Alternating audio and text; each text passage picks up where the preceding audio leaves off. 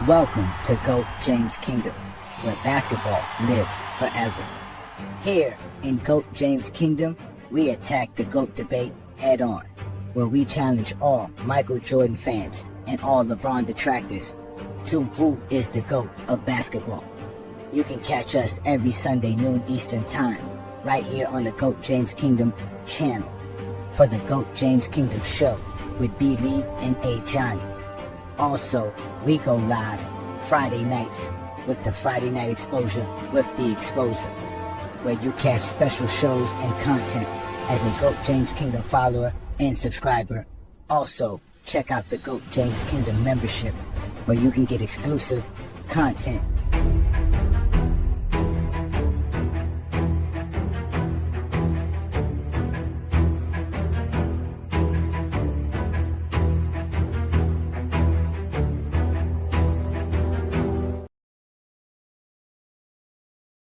Breaking news, GOAT James made the Hall of Fame as an active player, only former MVP to accomplish such feat. Zesty Jeffries are gathering now to formulate an excuse. LeBron, one thing I always wanted to know, how'd you feel when you found out that Kobe was going to be on that team too? I mean, you're playing with all these stars, but all of a sudden you had a chance to have him on your team also. I think it was just the missing link that we needed in order to regain the dominance, with Team USA. He brought a sense of seriousness to the team. He made us lock in, and we knew once he joined and he was going to be committed that, we couldn't be doing nothing half-ass.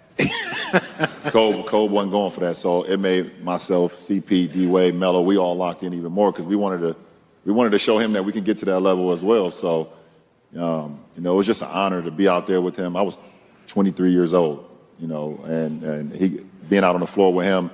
He had already won championships before and things of that nature, so it was levels that I was trying to get to, and I think D-Wade had already won one, and so we just wanted to get to his level and make him proud. And by the end of that trip, when we was hosting that gold medal on top of that podium, we for sure made him proud, for sure. What other accomplishments will GOAT James achieve in year 23? The Zesties will frown a poll. Just stay tuned. GJK will provide all details to this story. Thank you. By the end of that trip, we was hosting that gold medal on top of that podium. LeBron in the hall, but he's still on the floor. Dropping all NBA stats, still demanding more. First ballot lock, but the game ain't done. He's hooping like a legend, still second to none. 50,000 points, yet the sneakers still laced. Records keep falling every night he graced. Playing year 23, no signs of decay. Still cooking young stars, putting crowns on display. Ceremony gold, but he's suited in wine.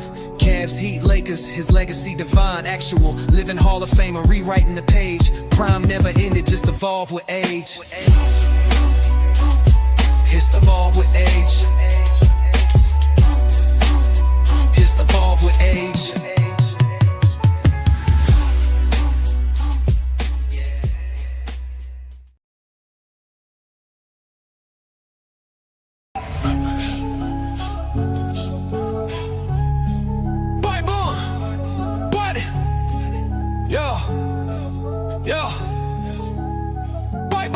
They said the crown was settled, but we came to rewrite. B. Lee with the blueprint of Johnny bringing the fight. LeBron with the vision, no gimmicks, just facts. GOAT James Kingdom put the whole game on his back. Built like a fortress from the haters we fed. A Johnny with the flame while B. Lee stay ahead. Dropping Olympic gold in 40-point nights. 2012 done, had the world in fright. Skip the nostalgia, we talking data and war. Got receipts for the lies y'all been praising before. From Cleveland to Miami to the Lake Show rise. Finals MVPs rain down from the sky. This ain't opinion, this verses got math. When B. Lee speak numbers and a Johnny bring wrath. We got songs for the truth, hooks for the pain. Every bar built to echo LeBron's reign. Paul's Wayne. Oh, boom. Wait, April? Let's get it. Ha, ha.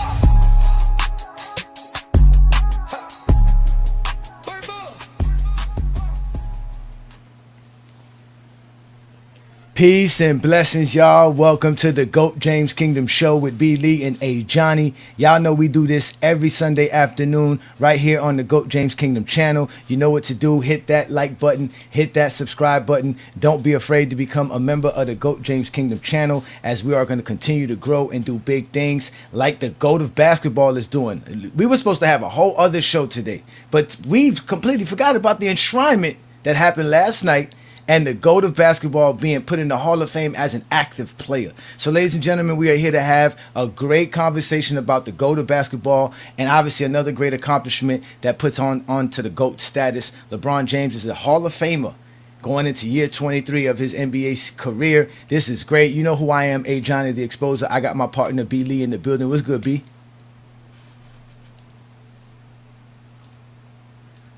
Oh, I always got to make sure you get unmuted. But what's good, B? What's good, Brandon? Oh, so what's good? What's good, everybody? All right, and obviously we know we got King John in the building and all the other GJK members. Peace and blessings to you, King John. What's good, brother? What's good, everybody? How everybody doing today? All right, well, we doing good. We doing good. We doing better than Zesty Jeffries are. I'll tell you that much. They really woke up today upset. So shout out to all the GJK members in the building. I know y'all are feeling great. You know, everybody's representing the Forever King. Yes, indeed. Shout out to y'all.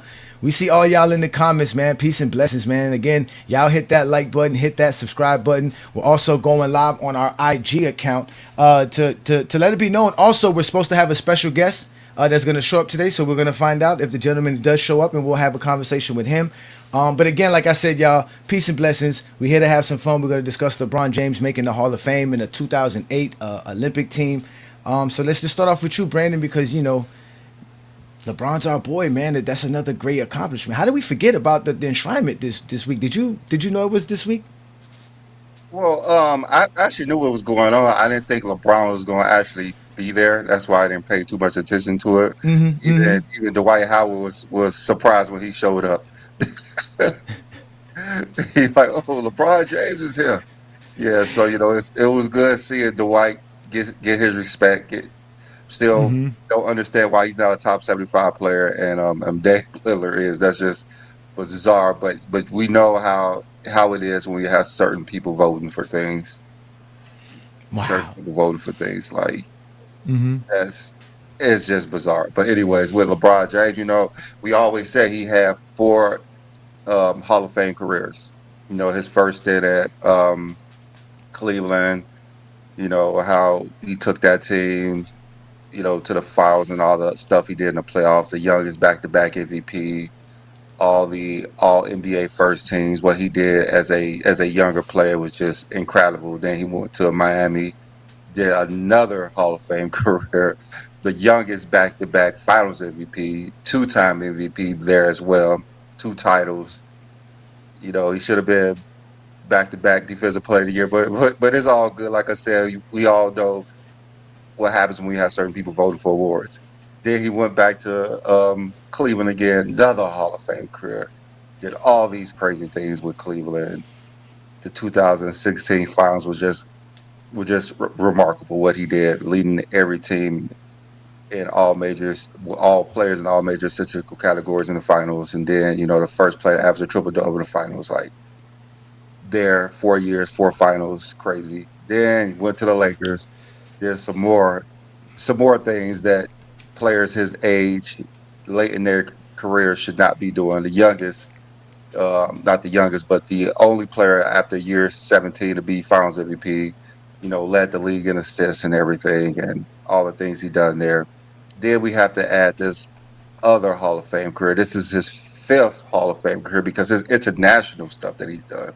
FIFA gold medal, 3-time Olympian, Hall of Fame due to being in the Olympics.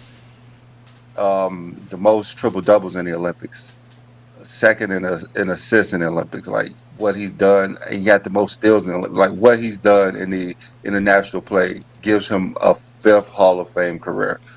There's no one that we could even think of who could have a career like LeBron James has. So shout out to LeBron James doing his thing, always being ahead of everybody in everything. And that's why he's the greatest player of all time, because he's the definition of what the greatest is, because he's the GOAT.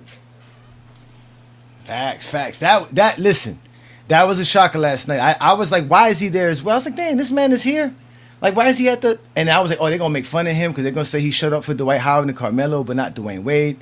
And then he had the jacket on. And I was like, oh, he's getting enshrined. I forgot about the 2008 team. So that was definitely a great moment for that. But we're gonna hold this conversation because we do have a special guest here in the building. We have Mr. Howie Haven.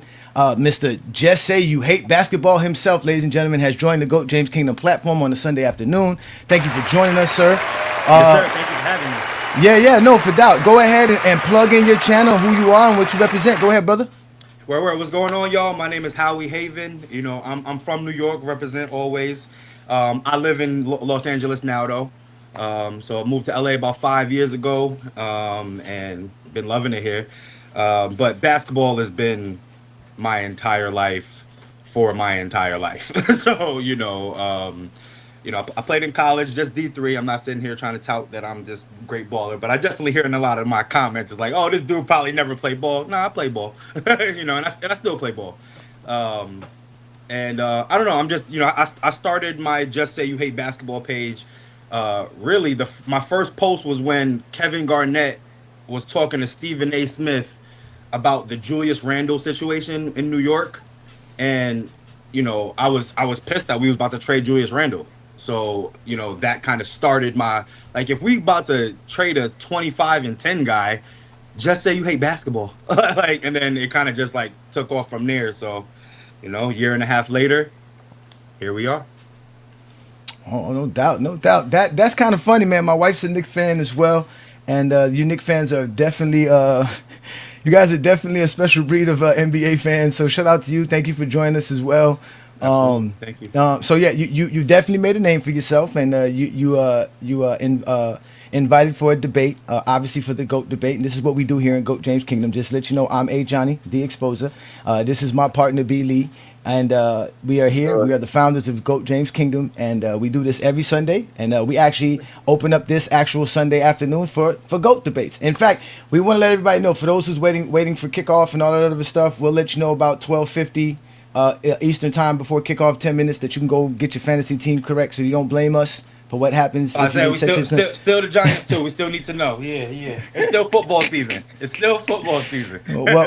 But we talk basketball here in GOAT James Absolutely. King, especially on the Sunday afternoon. We do the Lord's work. So we are here for to open up the panel. So we're gonna have a conversation with you, and let's see where that goes. So first off, have you heard of us? Have you watched any of our content? Yes, yeah. And I heard about y'all before any of the comments too. You know what I'm saying? Like, I'm big on, so like, I love debating because it's about respect, right? Like I truly want to hear what you're saying, and I truly want to be heard. And to me, it's all about facts. It's not about names. It's not about feelings, emotions. It's about, let's actually take the emotions away. Let's take the names away. And if we put everything down on paper, who you picking? That's usually how I do things. So. Okay. All right. So Brandon, got any questions for the brother? Not really. So what's your stand on the GOAT debate? Michael Jordan's the GOAT, and it's just not even. It's really not even close, actually. Like, that's really what's crazy to me. It's really not close. Like, but. Go ahead. I apologize. Go ahead. Well, I just feel like the standard has changed. Like, what you're going for, the reason you play the game, any sport, anything, has changed, and it's only because of LeBron. There's, in no other sport can you not win the most or win more than you lose, because I can understand if you don't have the most rings. I can understand that. Interesting. But if you, because at one point Joe Montana, like, if we want to talk about football, it's like Joe Montana's 4-0 in the Super Bowl, right? But like Tom Brady has more. But I'm not mad at you if you think Joe Montana is the best because he hasn't lost in the Super Bowl. I wouldn't make that argument. I think Tom Brady's the GOAT, in football. But I wouldn't. If you said Joe Montana was the GOAT, he's undefeated in the Super Bowl. Can't be mad at you for that. But every single time we're talking, it's about winning. You play the game to win. Period. I heard Herman Edwards. You play the game to win. So simple as that. Like, Very interesting. I'm sorry. That's kind of bizarre. That's very bizarre. So, Oh yeah, go ahead. and wait, and you say you got Michael Jordan as a GOAT, yeah. and you said the most type. I'm so confused. What's confusing? So confused. Is there anything else that you use to make Michael Jordan your GOAT besides the idea of most titles? It's the total package. Absolutely, it's definitely like that's the thing is winning is not the only thing, Okay. but it's definitely the most okay, I get important that. thing. When it's not But the it's definitely the most important It's thing. not. It's not. Okay. It's Okay. definitely the most important Okay. thing. So you're saying Bill Russell is not the GOAT because it's more than just winning. Yes, that's exactly what I'm saying. But you Very said interesting. LeBron changed the standard because he has less titles than Jordan. Like that's the No, most no, no, confusing no, no, no, part no, that no, no, I no. hear. Let's stop at each spot. Let's stop at each spot. Okay, all right. Because Okay, that's not what I okay, said. go. LeBron Okay. lost more than he won. Everybody lost more than they won. Except Bill Russell. Except Bill Russell. This is the thing. Yeah, except Bill Russell. Except Yeah, Bill that's Russell. the Except thing. Yeah, except Bill Johnson, Russell. too. Except Magic Yeah, Johnson. it's too. No, Magic Johnson lost more than he won. 5% of his Was- career. Magic Yeah, but he Johnson lost won more 5 than in he 13 won. Years. No. Yeah. 5 titles in 13 years. Huh? He had 5 titles in 13 13 years. Yeah, 5 titles in 13 we years. in Coach Okay. James Kingdom can actually count. Right. And I can't count. I don't know math. Right. Yeah. So Apparently. so Nah, you think six. 6 is more than 11? No. Nobody said 6 was more than 11. Who said that? So how does Jordan better than the guy who has the most championships? You said Under your LeBron criteria. could go because he lost Did more y'all, than he did y'all won, hear me so- when I said Uh-huh. winning is the most important Okay, thing go. and it's not Yes. the only thing? What does that mean to y'all? That means that something can trump championships to you. It's That's just that mean definitive LeBron- for you. Wait, hold on. No, hold on. I mean it's obvious. not- Oh wait. Go ahead, Brad. Go ahead. It's the Brad. total package. You said that LeBron James cannot be the GOAT and Jordan is the GOAT, and it's not even close. You can't be the GOAT if you have less titles than Michael Jordan and lost more than you won. So that's what we're confused by. Do you understand like why that's confusing? No. Okay, go ahead then. Yeah, I don't understand why that's confusing. Like, because it's not, rings are not the end, rings are not just period, that end all be all. Okay, But so if- how if did Jordan's you're rings? saying LeBron James, but you're saying that LeBron James is the GOAT. I'm saying I'm saying Michael Jordan is the GOAT, and you're saying the person with less rings is the GOAT. That's what you're doesn't make doing. sense. So That's what you're doing. Exactly what you're That's doing. exactly what you're doing. Is this That's exactly what you're doing. is this called is this channel called GOAT Bill Russell? Is that what this channel is called, or is it called We don't GOAT have no. James We Kingdom? don't say We we don't- don't make you the GOAT. That's what you Yeah, said. we don't use rings to make somebody the better player. Oh, well, then that's crazy to me, because winning is the most important thing, but it's not the only thing. Oh, the It's total obviously package. it's obviously not important to you because Bill Russell's not your GOAT. No. It's That's the the most that's your important thing. problem. That's you're telling us it's not important to you. So then where's room for everything else? What I You left said no room was- for everything else. Help us understand that. How can everything else trump 5 more championships? Explain that. How does Jordan's 5 less championships? How does he trump that? How does Jordan trump everything that? else. What's that everything is else? done. Okay, The so explain that scoring everything else. titles, The accolades, Okay. everything else. What do you mean? Okay, Everything else. okay, so we have everything else to trump the 2 titles Jordan has over LeBron. No, you we don't. have everything else. Yes, we do. No, you don't. Oh, trust me, we do. No, you don't. Yes, we do. You Yes, definitely yes, we do. don't. Trust me, we do. How? Yes, What? we do. What? What do you mean? What? Do you know What is- LeBron? what- Okay. Do you? Okay. Let's just start here. Did you know that in NBA history, only 6 players have ever played 21 seasons in for their careers? LeBron James has 21 All NBA selections alone. Just that alone, that status alone. Do you understand that the All NBA selection is the oldest honor and award in NBA history? That they've been giving it out since the 40s. So he has the most of it in NBA history. He also has the most All-Stars in NBA history, another honor and award that's been around since the beginning of NBA history. He has the most points scored in NBA history by far. By far. The young man is the youngest to average 30, the oldest to average 30. He has 4 MVPs within a 5-year span. Only him and Bill Russell was able to do that. He has 2 back-to-back finals. I mean, he has 2 back-to-back regular MVPs on 2 separate teams. Only him and Kareem has ever been able to do that. LeBron James has a lot, sir, that trumps Jordan's 2 more championships. I'm just giving you a snippet. Yeah. Those trump Jordan's 2 more championships. They don't trump Jordan's total package. Yes, it trumps his whole package, everything. No, it doesn't. From stats. Just let us know his total package. We want to hear Jordan's total package. Yeah, let's hear this total package Jordan has. Let's hear this. Go ahead. Let's hear this. This GOAT package Jordan has. 10 scoring titles. Yes. How many does LeBron have? He has 1. Right. So to me, being the better scorer each year is way better than showing up to work for 20 years. Being better right? than everybody in the No, history of the sir. game. He outscored everybody for the NBA history, sir. Who's NBA history? Who's your So GOAT? outscoring Who's your GOAT point guard? Who's so, your GOAT point guard? So outscoring 10 seasons versus selected players is better than scoring everybody in the history of the game? Is that what you're saying? Better than everyone who walked this earth. Everyone who walked this earth, LeBron has scored more than them. You know why? Why? Because Karl Malone wasn't one of the GOATs when he went up there, when he scored 38,000 points. You didn't think that Kareem was the greatest scorer of all time when he had the scoring title? That's false. When Kareem had the all-time scoring, he was considered the greatest scorer in NBA history, sir, by far. Was not. Yes, he was, sir. Yes, he was, sir. He was not. Yes, he was, sir. Absolutely was. Y'all.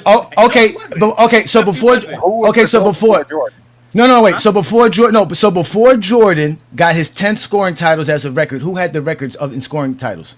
Will Chamberlain. Okay, so was Wilt Chamberlain considered the greatest scorer of all time? Yeah. When? When he was scoring. What do you mean? When he was averaging? Because when Kareem surpassed him, it was Wilt Chamberlain that gave him the ball, meaning you're the greatest scorer of all time. Because Wilt Chamberlain had the 31,000 points. No one had that. So once he got outscored, was transferred over to Kareem. They didn't transfer that over when Jordan got his 8th scoring title. Wilt Chamberlain didn't hand over nothing to Jordan. There's no award for that, or nothing. That means the NBA honors the actual all-time scoring record, which is the actual stat for the player's career, not their average. And at the end of the day, Kareem Abdul-Jabbar had 38,000 points when he retired and was considered the greatest scorer in NBA history due to that. No, he wasn't. But he just wasn't. When you are consistently the best every single year. Hold on for a second. Give me your top 5 scorers of all time. Top 5 scorers. All right. Kobe. Mike. Is he number 1? That's ridiculous. Huh? Kobe's your number 1 scorer of all time? Yeah. He said Mike was. Okay. Kobe. Wait. Yeah. Kobe and Mike are my 2. I think they're the best scorers ever. I don't even know how you. I would put then you have T-Mac, you have Melo. Okay. He fell for the trap. Yeah, he fell for the trap. Yeah, you have guys that. How is Melo a better scorer than LeBron with 1 scoring title? They both have 1 scoring title. I know. So how is he better than LeBron? Well, because you can do more. So by your definition, scoring titles don't make you the better scorer because you didn't name Wilt Chamberlain. You didn't name Wilt Chamberlain with 7 scoring titles. He has the second to Jordan. Don't make you the greatest scorer. Exactly. The definition. Who my top 5 scorers are? You just named them. And you didn't say Wilt. And you didn't say Wilt Chamberlain. Or Kevin Durant, or Allen Iverson, or George Gervin, who are the guys who have the most scoring titles in NBA history. You have to be consistent. That's the main thing on GOAT Jay. If you're not consistent, it's easy to fall for the trap. No. You guys can't just sit up here and try to change the narrative and tell we me did it. Consistent. I didn't change nothing. I didn't change a thing. You asked me who my top 5 scorers were, and that's different than who the greatest scorers are. Huh? The greatest, my top 5 scorers are different than who the greatest scorers are. Okay, so who are the greatest scorers? So who are the greatest scorers? The greatest scorers of all time. The greatest scorers are who consistently shows the list. The list. That's the greatest. No, don't tell me. Top 5 who I think is. I'm a Knicks fan. Do I just think no, sir. We don't really care. They're the greatest because I'm a fan of them. No, that's my team. You said okay, Howie. My top 5. Tell us. Howie. We asked you this because we want you to tell us who you think is the greatest scorers of all time, not your. You said. Yes. You said who's my top 5. That's not who the greatest Yeah. scorers are. Okay, so who are the greatest scorers of all time? The people that have the most that show that they're consistently the best scorer year in and year Who out are are those teams. those? You were Who reading are the those list. people? Who are You were those reading the people? list. You were reading the list. But you don't know those people? Yeah, George Gervin, Allen Iverson, Kareem, or I don't know if you said Kareem, but he's only got 2 scoring titles. LeBron is one of them. How? He has 1 scoring title. Because it's not just cut and dry, guys. When it's for Jordan, it is. When it comes to Jordan, it is. When you're talking about who's the greatest and just who's great, that is a big difference. No, it's not, sir. You can't. That's why you're being inconsistent. You're not being consistent, sir. Ever, but he's not better than a lot of people at scoring. He has 4 scoring titles. The resume to He has 4 scoring titles. So are you saying 10 scoring titles? So 10 scoring titles we can obviously put aside because that doesn't mean anything. The same way you can do that for everybody else. No, you can't put it aside. Yes. That's what it is. He has the 10 scoring titles. No one has more scoring titles than him. Okay, we know this. You haven't said nothing we haven't known, but the fact that you claim that makes him the I haven't known. No, but the fact that you said that makes him the greatest scorer of all time, then you change it to actually provide it. Yes, you did. I didn't change anything.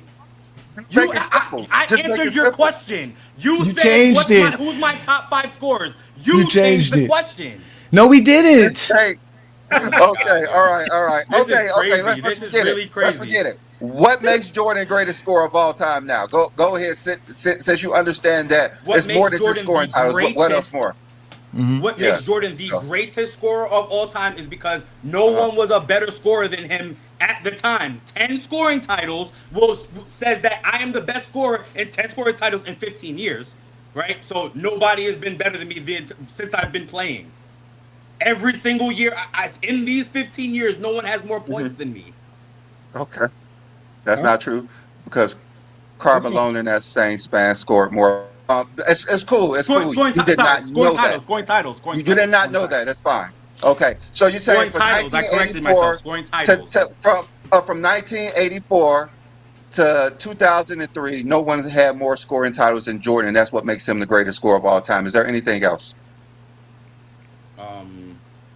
Also eye test, also field goal percentage, everything else too. Okay. That's I'm glad you mentioned field goal percentage. Phil, I appreciate that. I appreciate that, Jim. I know you. Okay, anything else? I know LeBron has a higher field goal percentage. That doesn't mean anything. I know. You know. Oh, of course it doesn't mean anything. Now it doesn't mean anything. Now it don't mean anything. It meant something just 5 seconds ago. Anything else? I said it all. Yeah, we know who the best scorer is. All right. So you name a 15-year span, which makes Jordan the greatest scorer of all time, and he has almost a 50% field goal percent. Okay, all right. So no one's done that Jordan did, but no one scored 50,000 total career points. No one scored over 42,000 points in the regular season. No one scored over 8,000 points in the postseason. No one has 20 straight seasons of scoring over 25 points per game. Okay. No one has led their team in scoring for 20 different seasons. No one has. He's the youngest to every 1,000-point milestone. He scored 40 points versus every NBA team. He has the longest consecutive double-digit scoring games, most All-Star game points. He's second in the USA in scoring. No one scored more points in the history of basketball if you include his international career. No one has scored more than. So when we're going by the most scoring accomplishments, wouldn't that make LeBron James the greatest scorer of all time? He played more years. If you're saying the most, if we're saying the most, you got one thing for Jordan. Yeah, you got. That's another reason. You got one thing for Jordan, and I just name off 10 things for LeBron. So don't 10 trump one? Not only that, I was gonna say not only that, Brandon. He brought up. We said all time. So because Jordan was good for a 15-year span between those players in that span, it doesn't count what Jordan would do outside of that span. It's just basically saying Jordan's the greatest scorer of his era. That doesn't make him the greatest scorer of all time, because if we do it for the annals of history, Jordan's not the greatest scorer of all time because of scoring titles. Because everybody wins a scoring title every year, so there's a bunch of scoring titles being won every year. And if Jordan played in other eras where guys could score 30 points per game, unlike his era, maybe obviously he would not have 7 scoring titles. So at the end of the day, he's only talking about Jordan's 15-year span. So he's only giving us a 15-year span of the NBA history. Everything that you said, Brandon, is in the annals of NBA history. It includes all 75, 76 years, all the years that included in the NBA. You've included to show how great LeBron James is as a scorer, because he trumps everybody in the annals of history. Jordan only trumps people in his era, which we all know is one of the weakest eras in NBA history. So you just lied a lot. You just lied a lot. Okay. First of all, explain that one. Explain a lot. Yeah, to say that there's nobody that scored 30 points back then is ridiculous. Like, that is absolutely insane. How many? Hold on, wait. How many people? Wait. Before you do that, because you can't call me a liar without knowing the truth. Just because I said something you don't know, that means I'm a liar. How many people scored 30 points per game in a season that Jordan won the scoring title in? That Jordan won the scoring title in? How many seasons that he won? He won 10 scoring titles. 110, yeah. How many times in those seasons, in those 10 seasons, did another player average 30 points per game? Twice, I believe. I believe it was Dominique Wilkins and Bernard King. So that's it. That was in the 80s. So what about the 90s? That's what I can remember. I'm just saying about, and I don't think it was Bernard King in the 80s, but in the 90s when he won. I know, but again, Jordan won a scoring title from 87 to 98. So within those 11 years that he played, he had 10 scoring titles. In those years. Yeah, I got only Dominique Wilkins averaged 30 points per game in the season, which I believe was in 87. Jordan outscored him then, and only Carmelo averaged 30 points per game. That was once in 1990. After that, no other player in NBA during that span could average over 30 points per game. No one else. Okay. Every other era outside of that, you had multiple players averaging over 30 points per game. And throughout their decade. So in the 80s, you had a bunch of guys average over 30 points a game. You just mentioned Bernard King, Dominique Wilkins, Michael Jordan. A bunch of players average over 30 points in the 80s. In the 70s, the same thing. Three, right? In the Not 60s. Not a bunch. No, there's other ones. There's other ones. I'm just giving you the names. There's other ones. I can name more. There's other ones. Same thing in the 2000s. Then you got Tracy McGrady, Allen Iverson, Kobe, LeBron. But Dwyane Wade, there's a lot of players who were able to average over 30 points per game in the 2010s. Even this decade alone is about 10 players that average over 30 points per game. In the 90s, only 2 players was able to average over 30 points per game, and only 1 player did it once outside of Michael Jordan. So Michael Jordan was playing against weaker competition, guys who couldn't put 30 points up per game, other eras and decades. You're not. Those are facts, ladies. That's what you called me out for being a liar, and that's what I stated. That Jordan was playing in competition, a bunch of guys who couldn't average 30. That is the facts. When you said that no one else averaged 30, that was a lie. You just cleared. No, I said while he had a bunch of people who couldn't average 30. 2 people, it's not a lot of people. If you a bunch of 30. No, again, 2 people. Carmelo Anthony won his scoring title, averaging 28 points a game. So there was nobody. So did Jordan. So did Jordan. Jordan won a scoring title, averaging 20 points per game. So what you're saying doesn't matter then. But that's what I'm saying. No, it does matter. Better than all the people. Right? You're saying that. No, I'm just saying he didn't have competition. I'm saying that he didn't have. I'm telling you. No, I'm telling you that Jordan didn't have the competition of everyone else in NBA history to do that. That's what I'm trying to explain to you. LeBron didn't either. He didn't play against. Yes, he did. LeBron didn't play against those people. He played against who was in front of him. That's what we're trying to explain to you. And if LeBron James was playing against guys who couldn't average 25 points per game majority of the time, he could obviously average 30 points per game as well. You're not playing against offensive players. The scoring title is against offensive players. In front of you. Exactly. No one else could score 30 points per game during Jordan's era. That's ridiculous because we showed that they did. Who? You named 2 players. You just named 2 players that did it once each time. That's not a bunch of players. That's what I'm saying. That's not a bunch of players. Every other era, a bunch of players did it multiple times. You're avoiding the fact that in that era it didn't happen. Yes, that's factual, sir. Yes, that was factual. That's not me lying. Just don't get mad because you can't prove Jordan's 10 scoring titles is not really that valuable in the annals of the conversation. I'm getting mad that you're lying. That's not lying. That's a lie. That's not lying. That's not lying. When you only had 1 guy in the 90s that can average 30 points per game. That happened. That's a fact. That happened. What happened? Right. People scored 30 points per game. I said while he was. No, we're talking about while he's. No, wait. See, you're changing. We're talking about while he's winning scoring titles. No one cares about the years Jordan didn't win the scoring titles. We're talking about the scoring title years. Every single team has a top scorer. And every single era has better scorers than the scorers that Jordan won 10 scoring titles against. That was my point. That was what I displayed. That's not true. That's true. I just gave you the numbers and stats and facts. Bird, all of these guys. None of those guys averaged 30 points per game while Jordan was winning scoring titles. None of those guys. Only one time Dominique did it, and only one time Carmelo did it. And every other era, multiple players were doing it. Bernard King. Did Jordan win a title when Bernard King did it? A scoring title? No. That was not when Jordan averaged 22 points a game that season. Yeah. What are you So he was not exactly. So why would you bring that up? Nobody that scored 30. No, I said did Jordan win the scoring title in 86? You're not talking about the years Jordan didn't win a scoring title. You're talking about his scoring title years. Yes, because we're talking about his scoring titles. We're talking about his scoring titles. That he played in. I'm telling you that the way he was, I'm telling you the reason he was able to dominate and take 10 scoring titles is because those 10 seasons in general, in his era, which he won 7 in the 90s, were a bunch of guys who couldn't score. They were not great scorers in that era. And that's just the facts. So because the second place person in Michael Jordan's scoring titles had 28 or 29 points, that because it wasn't 30, that's the difference here. That's what we're talking about. There wasn't as great a scorers as the Allen by your standards, by the Allen Iversons, by the Tracy McGrady's, the Kevin Durant's, who had 4 scoring titles because they're in their era. If there's no Allen Iverson going up against Tracy McGrady, how many scoring titles do you think Allen Iverson has, or how many scoring titles do you think Tracy McGrady has? They have to go up against. They have to go up against each other. Tracy McGrady only no. Okay, Tracy McGrady has 2. My bad. I thought he had 4 alongside the other guys. Allen Iverson has 4. Exactly. Allen Iverson has 4. So that's what I'm saying. So, but imagine if he's not playing in an era with Kobe. If he's not playing in an era with Kobe only has 1.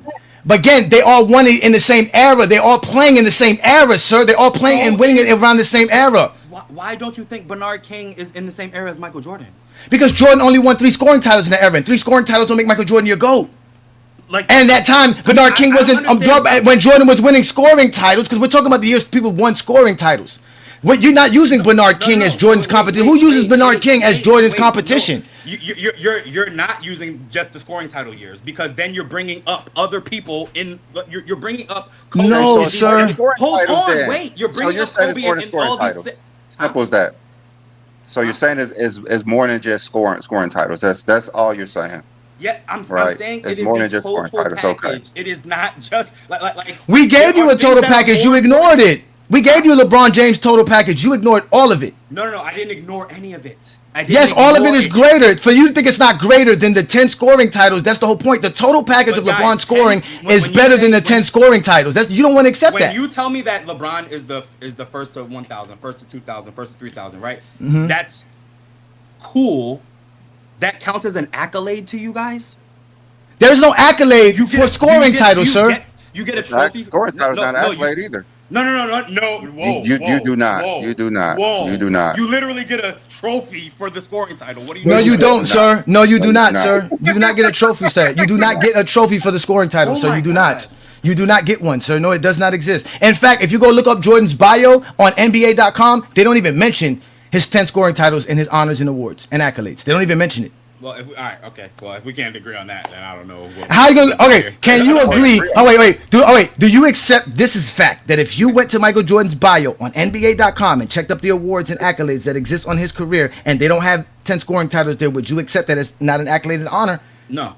Because they also don't have first to 1,000, first to 2,000. But you're. I know that we said that we also said that. So that's okay, but if we're going to exclude that, we're going to exclude your 10 scoring titles. That's if you can, and this is the LeBron James narrative building bullshit that I'm talking about. What? Like that a scoring title is literally an accolade. It is literally someone you are the best scorer this year. That is literally what. And the fastest and the youngest to 1,000 is an NBA record. The youngest to 2,000 is an NBA record. Yes, that's an accolade. That's an accolade. A record is an accolade. A record is an accolade. It's not an award. The scoring title is not an award. Say with us, Howie. No, it's not. They do not get an award for it. You don't get an award for it, sir. There's no award for it. Howie, okay. Is there an award for the most offensive rebounds in a season? No. There's a rebounding champ, though. Like that. Okay, right. now that you say that, does Jordan have the most seasonal titles? What is explain what that means, please. Seasonal stat titles, the most scoring titles, the most steals titles, assists, blocks, steals, all that together. Does Jordan have the most of those? Like if you add them all, if you add all of them together. Yes. I'm trying to. I don't. Yes, if you add them all together, yes, that's the most seasonal stat. All of them together, all the assist titles, all the rebounding titles, all the block titles, all the steals titles, and all the scoring titles. No. You put them all together. Jordan doesn't have the most of those. Okay, does Jordan have the most of one particular category? Scoring titles. No, I'm just saying. Is that the most? Is 10 scoring titles the most in any particular category? I believe so. Yeah. It's also not. So it's also not. So No, I'm saying because for Michael. I'm saying for him. Like. no. He has the most scoring titles, but there's also players who have the most rebounding titles, players who have the most steals he titles, doesn't have players. that. Yes, So correct. that's what I'm saying. So they're all equal. The guy who has the most rebounding titles is equal to Jordan's 10. They both have the most in each category, but is Jordan's 10 the most in all those categories? Okay. It's not. Yeah, I don't believe someone has 11 rebounding titles. I don't believe someone has 11 assist titles. I believe. I'm pretty sure. Somebody does have 11 rebounding titles. Is it Dennis Rodman? No, Who is it? Jordan's nemesis, Wilt Chamberlain. Okay. So when we're talking about the greatest players of all time, when we put the total package in there, as great as 10 scoring titles is, there's other players who's accomplished more under the same category, under the same feat that you like to praise Jordan for. And at the end of the day, scoring is not more important than rebounding, assists, blocks, or steals. So players who are the most in that also should be ranked higher on your list because they. Yeah, that's not true. That is true, sir. It's cool. He already Scoring said is more that important than scoring rebounding. titles don't make you the greatest. No, it doesn't, that's sir. why LeBron James has the most points of all time. Well, LeBron James got the most points of all B-Lee, time. I'm so it sorry. could be. What'd you say in the You beginning? said scoring titles do not make you the greater player. So the greater scorer. You just admitted that. So no, I didn't admit and that. all these accomplished. I does the scoring So title. whoever has the most scoring titles make you a better scorer. So Whoever was the that's best aggressive. scorer for the most amount of years is the best scorer. So Wilt Chamberlain, year in, year Chamberlain out, second. He has 7 scoring titles, and Yes. and then this is the part. It's not just cut and dry. There is a gray area. Oh my God, bro! When Jordan, with Jordan, there's no cut and dry. That's the fucking bullshit about LeBron James fans. How? Nuance. It don't make you the greatest When scorer. you say 7 scoring titles, if you're gonna sit here and add the era for Michael Jordan, why can't I talk about the era for Wilt Chamberlain? We didn't do that, so don't say Yes, that. you did. No. You specifically did. You, What I said? We all watched it. You said only the 10. You said only in Jordan's era. Only the 10. Only in his 10 scoring titles. That Yes. is just that era. That is not Yes. everything else. That's Yes. exactly Do you? what Oh you wait. said. Do you know that in the '60s they had the most 30-point scorers in NBA history? Yeah, I do know that. Okay, so his competition was tough. Oh, okay. So, but you don't believe that. You actually. How I don't believe that? I just told you that. The numbers tell me that. Situation wrong. You don't believe See, that.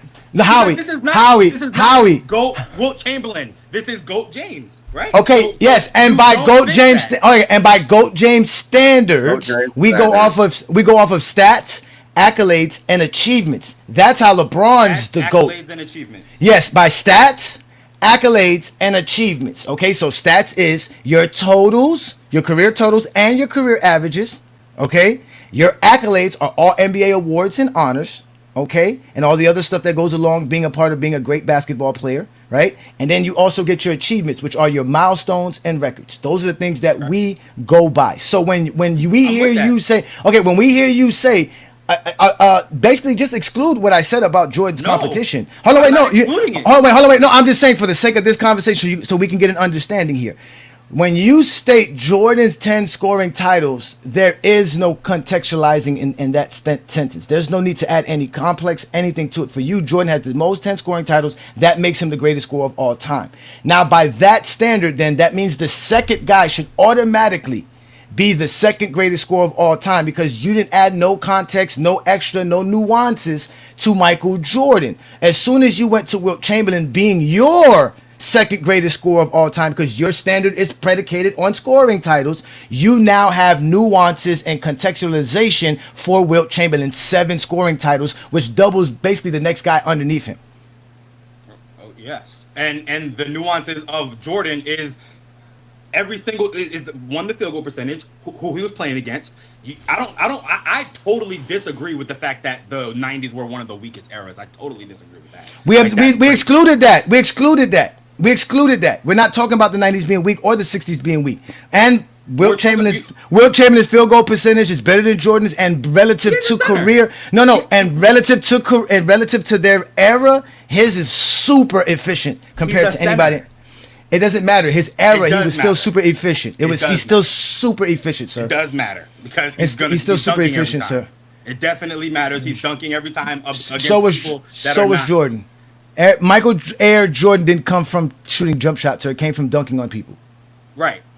Okay, so Jordan was a dunker, a high flyer, but then above the rim player. Anything, he had to become a jump shot. There's no.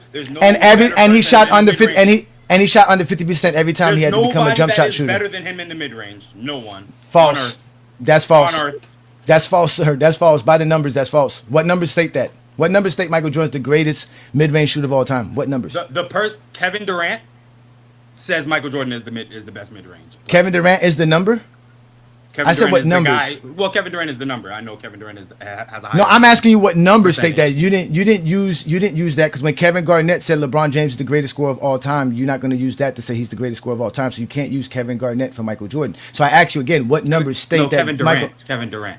Kevin Garnett said LeBron James is the greatest scorer of all time. You're not going to let us use that to show why he's the greatest scorer of all time. You're going to use an actual stat. So please give us a number, a statistical data that represents Michael Jordan as the greatest mid-range shooter of all time. There is someone higher that has a field goal percentage than Michael Jordan at mid-range. Yeah. Okay, beyond just field goal percentage, what else would make somebody a better mid-range shooter? There's eye test. I think footwork. And you being able to, huh? No, eye test. Yes. If your eye test can't see stats, why should we trust what you saw on the TV screen? Oh, because I don't agree with the stats that you. What do you mean? Like because. However, first of all, how can you not agree with? You're a basketball player. You're a basketball player. So you telling me when you was out there balling, you put up 32 points, I can look at your 32 points and say, man, that was a scrub 32 points. You ain't a good basketball player. Can I do that? Did I take 30 shots for the 32 points? Well, that's what Jordan did. No, but he made half of them, right? Like he's 50% from the field. So let's. Oh, so now, that's what I'm saying. But that's what I'm saying. If he took a lot of shots to average 30, more than anybody in NBA history. Jordan has the most shots per 100 possessions than anybody in NBA history by far, which is why he was able to average more points than anybody. No, so that by your standards, then Wilt Chamberlain's a better scorer because Wilt Chamberlain averaged 30 with Jordan while taking less shots and shooting better.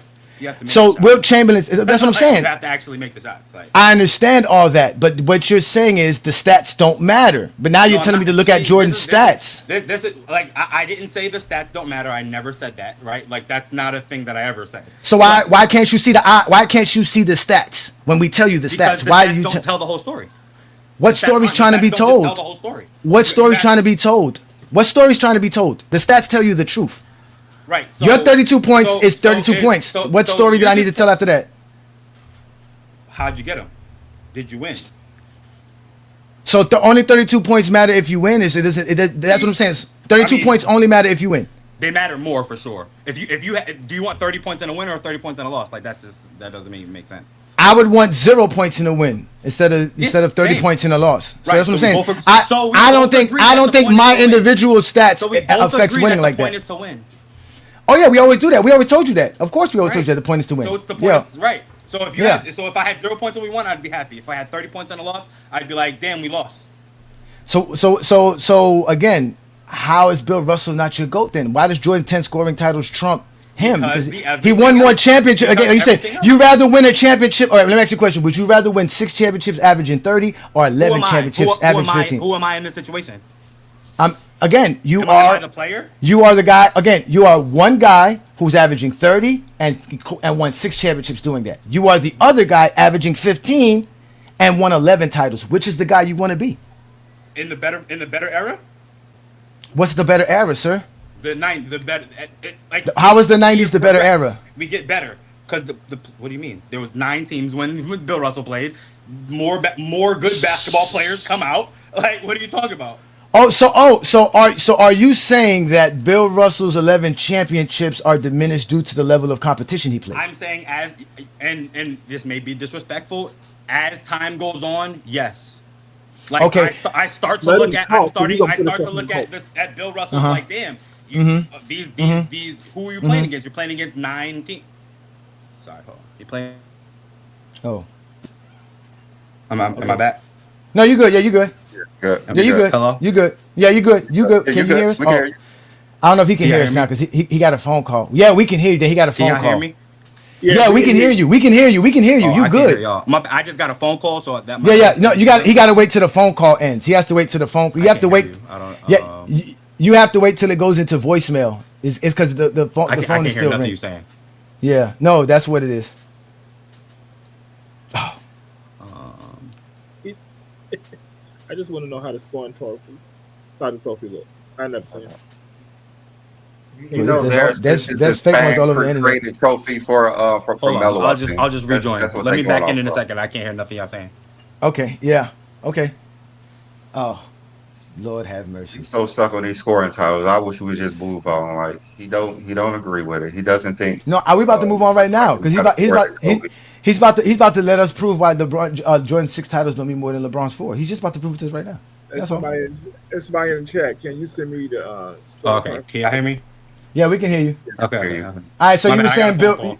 No, it's okay. No worries, brother. It's all good. What happens is that once you get a phone call, if you send it to the back until the phone call stops ringing and they go to voicemail, you're not gonna be able to speak. Yeah, that's what usually happens. But it's all love. We having a great conversation. So you were back to you saying Bill Russell's competition was inferior. Yeah, man. Yeah, Bill Russell's was inferior. Go ahead.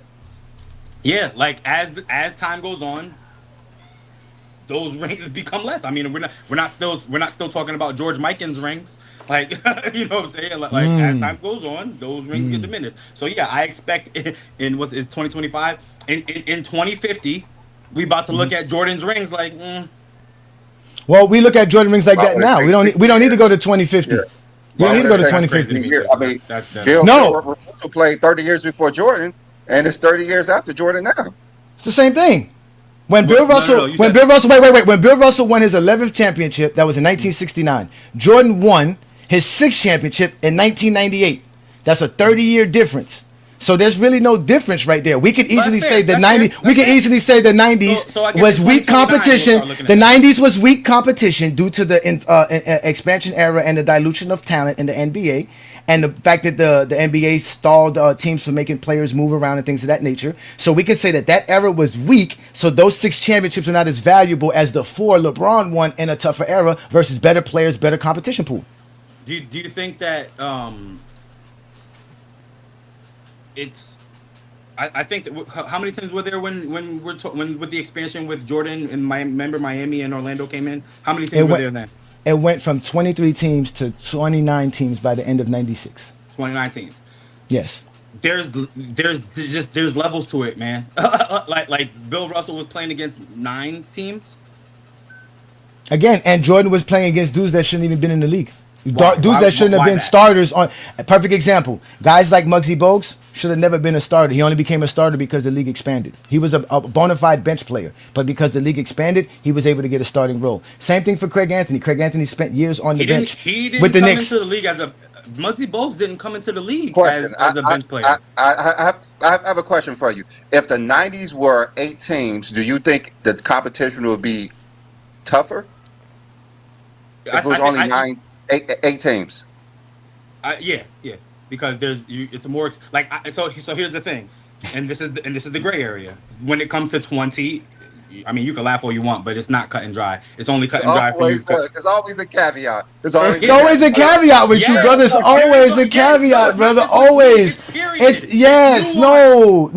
It's always not cut and dry. There's never nuance to what you have. You only add a nuance when you contradict yourself. Now you want to add nuance. Myself at all. All you've been doing all day. Sure, we've been here for myself at all. You've been contradicting yourself this entire time. No, I haven't. You just said that the 60s was weak because of 9 teams. We asked you if there was 9 or 8 teams in the 90s. You said it would be tougher competition because you realized the less teams it is, the more great players. You did. You just said that. You said that there was a caveat to it. You didn't give us a caveat for the 60s. And then you cut me off. Can I? No, can I wait. answer? Did you give us a caveat for the 60s? Why do I? I'm about to. The caveat is the comparison between the two. That's the nuance. Is the difference. If you're taking Okay, what's the if you're difference telling between me the 8 teams? Yeah, if go you're ahead. telling me there's only 9 teams in the 60s, and you're telling me that there's only 9 teams in the 90s. Yes, there is nuance in there. These 9 teams in the 90s are better than the 9 teams in the 60s. Yes. Why? Because Why? we're humans, we evolve, we progress, we get better, right? Like, so as we go up the ladder, you're supposed to be better than the people before you. That is just that's what's supposed to happen. So by your standard, LeBron's the GOAT, sir, because as we progress and get to 2025, LeBron's the greatest. That's what it is. Yeah, that's what you just said is supposed to happen. Right, this is my point. You're not doing more than the guy before you. And Jordan didn't do more than the guy before him. He definitely did. No, he didn't. No, he didn't. No, he did more than Bill Russell before him. And if you No, he didn't. What did he do more than Bill? What did he do more than Bill Russell? The only thing he didn't do more than Bill Russell is win more championships. What else? What did he do more than Bill Russell? What else? What else? What is everything else? What is everything else? What is that? What is everything else? Say and start naming them. Scoring titles. Okay, scoring titles is one. You said that. Okay. Defensive Player of the Years. It didn't exist. It didn't exist. It didn't exist in his era. It didn't exist in his era.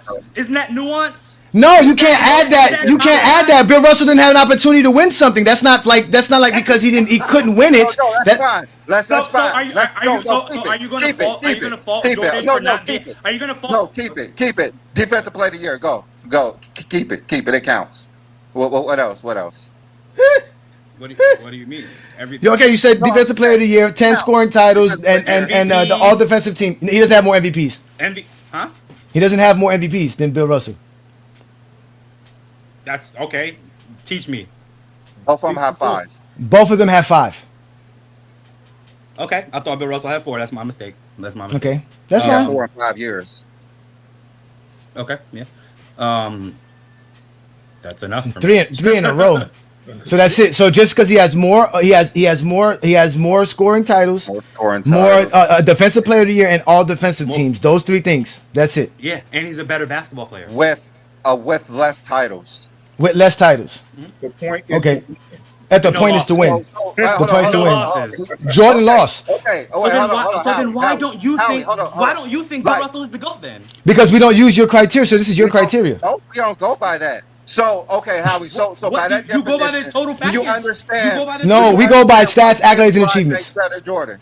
Do you understand why we say LeBron is better than Jordan? Right? You understand that, right? Because if you're discounting titles and just what LeBron did more than Jordan, do you understand why we say LeBron's better than Jordan? Right? I do understand why you say it. Yeah. Okay. All right. That's all I want to hear because I know you said those 10 scoring titles was great, but like we believe that LeBron James accomplished more as a scorer than Michael Jordan did. And I think most people could like understand that because of all the things that LeBron accomplished as a scorer. But also we believe LeBron James is the greater offensive player than Michael Jordan. Because of, the points, assists, the playmaking, right? Yeah, like he's done a lot as a offensive player. Awards, LeBron James has the most NBA awards. LeBron James has more NBA awards than Kareem and Michael Jordan combined because, like you said, when you play in a different era, you get more awards. So LeBron James have more of those. He has more records than anybody. Can I ask a question about that? Okay. Yes. So, and this is what I'm saying is right. You're saying that he has more awards because there are just now more awards to get, right? So you get mad at me for saying that Jordan has the all defensive teams when Bill Russell couldn't win them. Jordan couldn't win Eastern Conference Player of the Year. Jordan couldn't win freaking the in-season tournament. Jordan couldn't win the Eastern Conference Finals MVP. LeBron doesn't have none of those. LeBron only has. I'm just saying, there's more awards now. No, okay, but like Brandon said, you can give Jordan that, but now when you give Jordan that and you apply that to Jordan and LeBron, that makes LeBron better than Jordan by your standards. Yeah, I don't know. Okay, all right. That's what I'm saying. Okay. I mean, that's a caveat, but okay. So you understand when we say LeBron James the greater offensive player? Would you say he's a greater offensive player than Jordan? Right. I think that because he can score and pass at a better rate than It makes Jordan. sense. Huh? Okay, yeah, that basically we could say that he's a greater offensive player. Even if you think Jordan's a greater scorer, you think LeBron James should be ahead of an offensive player. Yeah, and what I look at, Jordan averaged 36 and 6, right? 36 and 5. They're 36 and 5.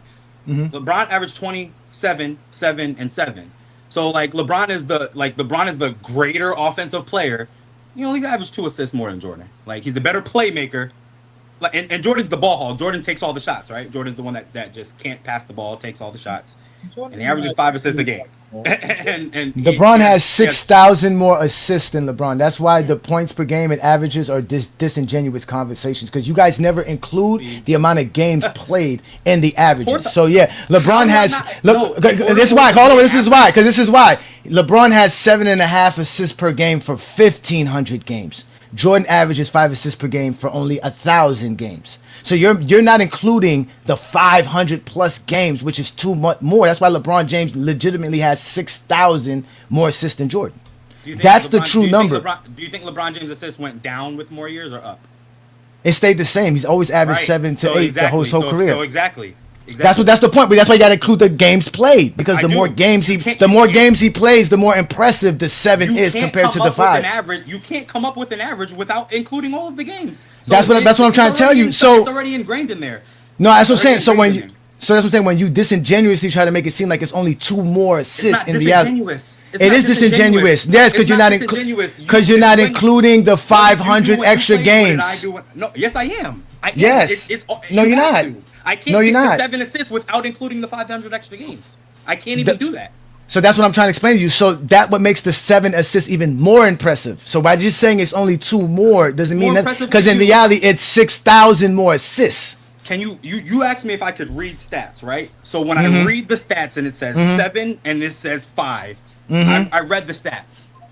But that's what I'm saying. You didn't read the stat because you didn't include the games. You didn't use It's what it says. Did you include the games? Did you include the games? Well, how can I not? How can I not include the games? When did you include it? When did you include it? When I saw the average. The average was 7.7. You can't get to the in order the mathematical equation is you have to have 15. You start with 1,500. First of all, that's where you start. You already disclude totals when you're just looking at those numbers. You act like the totals have nothing to do with it. So why would I not expect you to exclude the games? I'm just saying they matter less than being the. How can they matter less when they are the determining factor for what you're trying to use? Because you're just there. Do you think who's the greatest passer of all time? John Stockton. Yeah, and I know that. I don't think you believe that. Nobody. Okay, hold on, wait, stop, Howie, stop, Howie. Howie. Hold on, Howie. Believe that, bro. Howie. Like, it's not just the person with the most is the best at that thing. Most people say John Stockton showed up to work for 7 or 20 years and played 82 games 16 times, and that's why when you play more, you're going to have more total stats. That's why I don't. That's why I don't take him as much. But we're agreeing LeBron James the better offensive player, right? That's just what we agree on. And I know you say that Michael Jordan. Okay, hold up. Michael Jordan averaged 30 points per game, 5 assists per game, and 6 rebounds per game, right? Throughout Michael Jordan's career, he reached those numbers 240 times. When he has 1,072 games. Yeah, he actually reached those numbers 240 times. Kobe Bryant reached that number 159 times. Allen Iverson reached that number 65 times. That's a total of 464 times. LeBron James reached that number 466 times in his career. More than Kobe, all of his games, Jordan, all his games, Allen Iverson, all those games. So that is impressive. You understand? That's very impressive. That's very impressive. That's very impressive that LeBron James could do Michael Jordan better than Michael Jordan. So let's move on from the greatest scorer, the greatest offensive player, because you didn't make a good case for like scoring. But okay, so let's look at. Just because you say I didn't make a good case defensive. For it. Okay. Let's look at defense, because I know you think Michael Jordan's a better defensive player than than LeBron James. Let's hear that take on that. He's just better. I mean, the people that he's better. The people that he plays against, he's better. If we just want to go to the stats, He has that. We can take the Defensive Player of the Year award away. You know, I know people want to say, you know, it was found that the fake stats, right? People were padding the It's stats fake. and all that It's a stuff. whole bunch of fake stats. A whole bunch of fake stats. And the statisticians, I did a video on that. The statisticians said that in his home games they were inflating his stats, right? So I did a video where I took all those stats away, and he would still win the Defensive Player of the Year. Okay. Why? How you figure that? There's people who vote on narratives. Yeah, there's people who vote on narratives. Like it's not narrative. Like it's not narrative. It is. It's okay. No. What I'm saying is, if you take those inflated stats away, the number he still has more he still had more steals, blocks, and like defensive win shares than the next person. So even if you take the like just in 41 games, he had more stats than the other person, like better stats than the other. Okay, so for one thing, in 1988, they didn't go by any analytics, so defensive win shares wouldn't really have mattered that much. Okay. They went by their total production for that year, and that's why Michael Jordan was one of the reasons that he won Defensive Player of the Year, because of the stats that he put. Michael Jordan, even when the coaches voted for the all defensive team that year, because the media votes for Defensive Player of the Year, the coaches did not have Michael Jordan as the most voted for the all defensive team, because the coaches didn't believe that Michael Jordan was the best defensive player in the league. So that's one of the narratives, that maybe he would not have won Defensive Player of the Year if his stats didn't give that narrative that he's doing all these things. Okay, that's fine. So all right. So when we go by defense, you're saying that Michael Jordan is better defensively because of what again? Well, if we're taking the Defensive Player of the Year away, then he has more defensive teams. The Bulls were, the Bulls were one of the top defenses in the league every single year. He's leading that, Okay. All right. Well, one of the things I say that LeBron is one of the greatest defenders of all time, because how versatile he is as a defender. He's very versatile. We've seen him guard every position effectively. We saw it when he was younger. We even saw it last Olympics when in the fourth quarter, he switched on the best player in the league, Jokic, and Jokic couldn't get the ball. That's how great defensively LeBron James is. Not only that, in the posting, he's the all-time leader in steals and defensive rebounds, and he's top 10 in blocks. Like LeBron James, we go by numbers. LeBron James' numbers prove how great of a player defensively he is, not by the narrative that the media wants to put out or a few plays that they see. LeBron James, he's top 6 in steals and defensive rebounds in the regular season as well. Like he's versatile, interior, perimeter. He could do, like, we've never seen a player who could guard like LeBron James has guarded for this long period of time as well. And plus, LeBron James in 2012 and 2013, the coaches voted him as the best defensive player, but the media, like the narrative, gave it to second team players.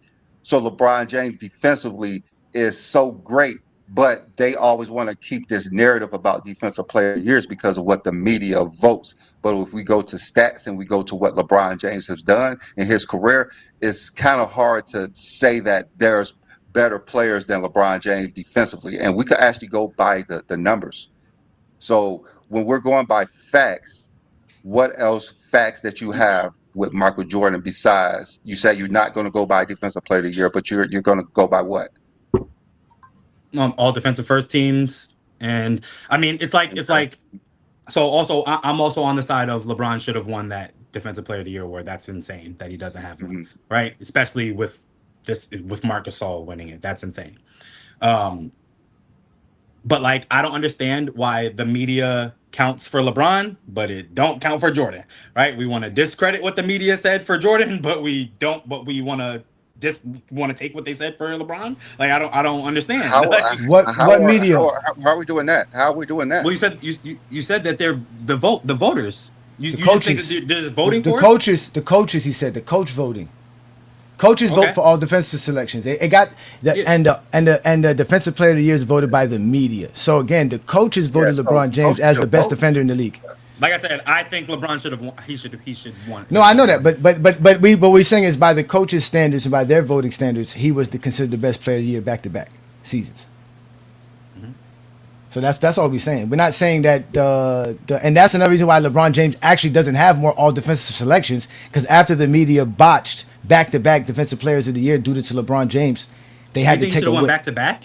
He could have won it back-to-back. He could have won it back-to-back. What's the other year? Or which one? 2012 and 2013. 2013. Marc Gasol won it. Which in 2012? Marc Gasol won it in 2013 as a guy who didn't really even make no votes to be on the all defensive team. He shouldn't have been there. He shouldn't have. He didn't even. but they gave it to Tyson Chandler in 2012. He was also all defensive second team. To Dwight Howard, I'm guessing. He was to Dwight Howard, but he still got less votes than LeBron James as well in 2012. LeBron got the most first place votes. Him and Tony Allen. First place votes from who? From the coaches. For the all defensive team. Then So he should be after the defensive player of the year. after 2013, they stripped the coaches of the all defensive votes. So from 2015 and on till today, the media has been voting for the all defensive team, and that's why LeBron James only has one in the last 10 years. You think that's okay? Okay, so are there? If the coaches still had all defensive selection votes to this day, LeBron James would have probably 5 more all defensive selections on his roster. 5. Okay. He would have it in 2015. He would have it 2016. He would have it 2017. He would have it 2018. 18. And then he would have it 2020. well. No, in 2020. He would have definitely 2020. So that would be 5 more. Why 2020? Because he was one of the best defensive players in 2020. By far. Yes, he was. You gotta look And at that. 2021 I as don't know well. why. Yeah, I don't know. 2021 I'm as just well. saying we can just say these things. I don't know why. No, by the numbers. If you go look at the numbers and what he did and like you said, the eye test, his performance. You don't remember what he did in the bubble, what he was doing that season. He was definitely. I remember. That's what I'm saying. He was definitely one of the better defenders in the league, and he definitely would have made an all defensive team by coaching standards. Yeah, by coaching standards, without a doubt. They know for sure LeBron James is that elite as a player. So like I said, those 5 seasons. Things away from Jordan. I'm cool with taking certain things away from Jordan.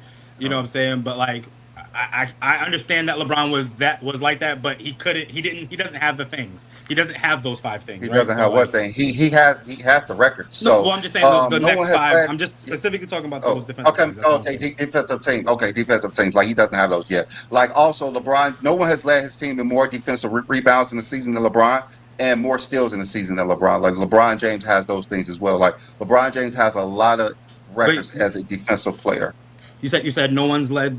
You said he led the team in what? Led his team in defensive rebounds. No one has led his team in defensive rebounds more than 15 times in a season. LeBron did that, Okay. and steals as well, 15 times. No one has did that as well. Not to mention he has the most steals in playoff history and the most defensive rebounds in playoff history as well. He's great. Yeah, no, that's why we're saying he's the Like better LeBron defensively. is my second. And LeBron is number 2 to me. Like Yeah. I don't. So- He's the second greatest player of all time. So he's better than Jordan offensively. He's better than Jordan defensively. I mean, He's not better than Jordan defensively. The stats don't tell the whole story. I just said this. Okay, the stats don't tell the whole story. But if we're using stats, is LeBron James Statistically, Okay, all right. I said Okay, yeah. that's always been my thing.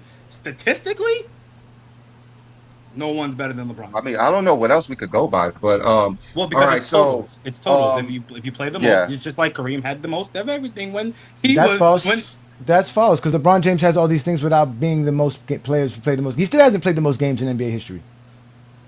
he will this All year right, though, right? I so, think it was. Yeah, he Yeah. might pass it. He has to play over 60 games to get past Robert Parrish, something like that. 60 or 70 games. If he does that, he gets past Robert And then it's Parrish. like too. It's like I get that. Like, but I want to.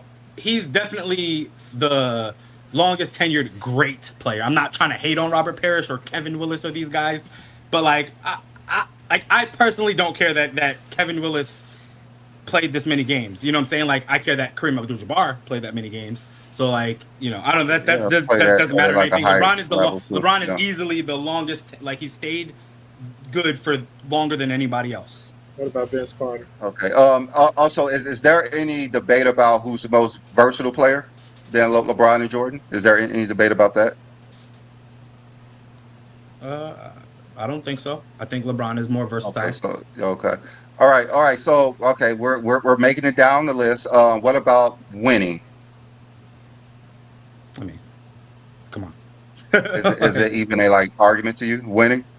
So there's no caveat. There's no caveat we can bring to you. No nuance. They're allowed. I'm not allowed to have caveats. No, I'm not saying you are allowed to have it. I'm just saying no because you have them. I'm just saying you had a lot of nuances. I'm just saying, is there any nuance? Do you think we can bring any nuances to that? Because it can't be cut and dry. Six over 4 can't just be cut and dry. I agree. But okay. But I personally don't believe you're about to say anything that trumps 6 over 4. So okay. So yes, you're about to tell me all of the regular season wins. No one has more playoff wins and all of this stuff. You got all these playoff wins, but you don't have more rings. You're the better player, but you don't. You're the better player to y'all. He's the better player, the better offensive player, the better defensive player, the more versatile player, the guy that can do more than anyone else ever, except win.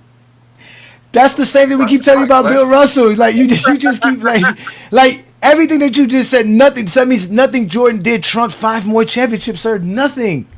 Nothing. All those 10 scoring titles, all that tougher competition, you still won less. We're speaking about winning, and you have to. If you're the better player, and you have to win more. That's what makes Bill Russell your GOAT, because he won more. Obviously, he's the better player. Everything to you. You are deciding what my criteria is for. No, you just said that right now. The greatest player of all time has the total package, the everything. If you put everything, all the accolades, we just gave you a total package. You said it doesn't mean nothing to you. We just gave you LeBron's total package. It doesn't mean nothing to me, but it's better if you.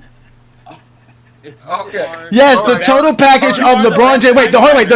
The total package of the fact that LeBron James has the most playoff wins in NBA history. He has the most playoff series wins in NBA history. He has the most playoff sweeps in NBA history. He has more winning seasons than Jordan. He has more playoff appearances than Michael Jordan. He has more conference titles than Michael Jordan. He's won a championship on every team he's ever been on. He has the greatest finals performance in NBA history. Yes, it's better than Magic Johnson's 1980, sir. I don't know where you got that from. So 2016 alone is the what rookie? LeBron James had the most points, rebounds, assists, blocks, and steals than everybody in the entire entire finals. To everybody. So he averaged more points than everybody because everybody played 7 games. Even the guys who played less than 7 games didn't average more points, rebounds, assists, blocks, none of that. Like completely. Versus a team that won 73 games with a unanimous MVP. Your boy was playing alongside the league MVP in 1980. So back to the everything. When we do all this everything, how does 2 more championships trump that? How does 2 championships trump 1? All the everything that we just gave you, that package, the whole package. We just gave you the whole package. We gave you a whole package. So if we want to, fine. I'll retreat on that. That is the greatest finals appearance ever. Okay, great. No, don't forget the other things. Don't forget the other things. Don't forget the other things. Go ahead. No, I said it was the greatest. I said it was the greatest, right? We're talking about just the 73-9 finals, right? No, we're talking about everything else. That's a part of it. You remember the most playoff wins, the most playoff series wins, the most sweeps in NBA 7-game series sweeps in NBA history. I don't understand how you can have all that and not have more rings. The same way Jordan has all of that and doesn't have more rings than Bill Russell. Okay, but because Bill Russell's the greatest winner. Because hold on. Let's cut this short. Because you might and don't say this is what I don't believe. Because here in Go James Kingdom, we don't tell you what we believe. We tell you what we know. Bill Russell is the greatest winner in NBA history, if not in sports history. Team sports history. Does college count? And he has college championships as well. If we count his college championships, even worse. Not to mention, Bill Russell won as a / player coach, back to back. So he is the greatest winner ever. We don't take that from him. So when you say, like you said, winning matters the most, to us the first thing we think is Bill Russell, because to us the greatest winner is Bill Russell. You can't take Bill Russell's career and attach it to Jordan. Jordan's not the greatest winner of all time. Jordan doesn't have the greatest stats of all time. Jordan doesn't have the most accolades and achievements and records of all time. So there's nothing in the annals of history that says Michael Jordan is the greatest player of all time. No, again, he's the greatest player of his era. He's the greatest player of the 90s. Bill Russell didn't play against everybody. LeBron James didn't play against everybody. But Bill Russell won more championships than everybody else. Bill Russell has records. So when Bill Russell retired in his NBA career, why does who Jordan played against matter, but who Bill Russell Bill Russell played tougher competition than Jordan. Yeah, that's not true. Oh my God.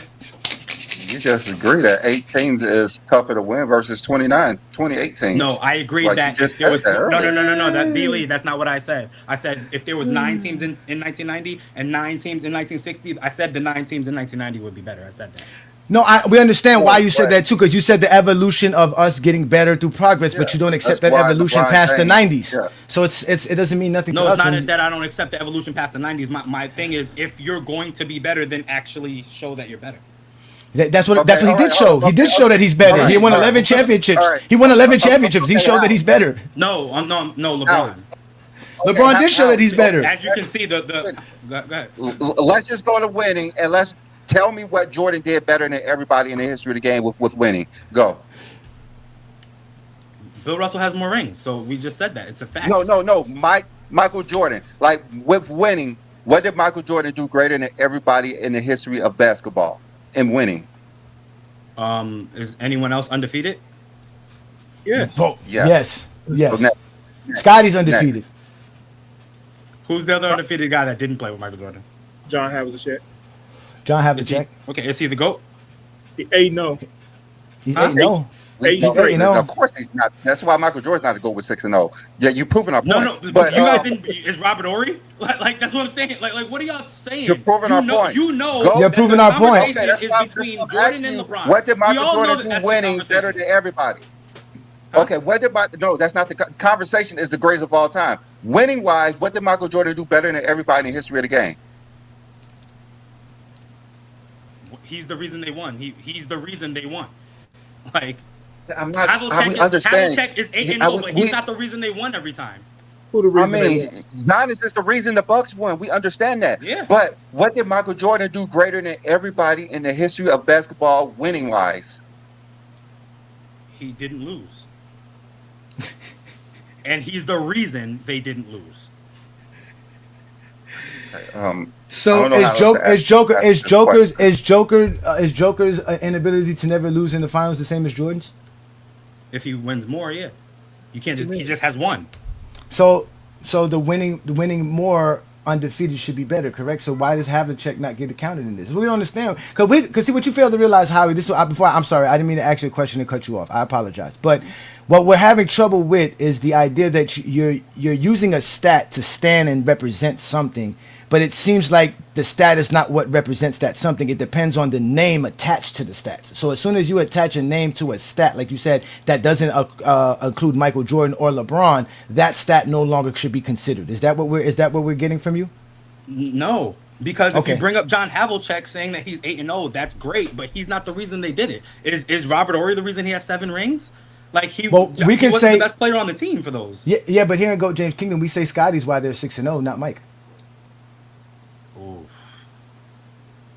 There ain't gonna be no Scotty disrespect on this channel ever. Not from nobody from New York. Ooh. Yeah. But don't worry. I won't talk about your 16 points a game king. Okay. So now, that's what I'm saying. That's what I'm saying. But that's what we're saying, Howie. If stats could trump winning, why can't LeBron stats trump Jordan? But we agree with you. We obviously know Jordan contributed in a largest factor when you look at the stats, because we look at stats. We can see stats. But not just the stats too. The thing is, you're saying that Michael Jordan winning is not greater than everybody else winning. Like, you just proved that because you can't name something he did greater winning wise than anybody else in the history of the game. Yeah, he's the reason they won, and he didn't lose. When you can't say that, like with John Havlicek, he didn't won lose. 8 times in a row. We see him lose in the first round. We see him lose in the second round. When they got to the finals. So you're only taking 6 years of his career, and that's all that matters. I'm counting the other 15 too. I'm counting the other 9 too. We see him lose, so that doesn't prove the point that he's the greatest winner of all time, or he's a better winner than the next person, because you can't really name something that he did better winning wise. Well, but if you're going 6 out of 15, why can't I go 4 out of 22? You can.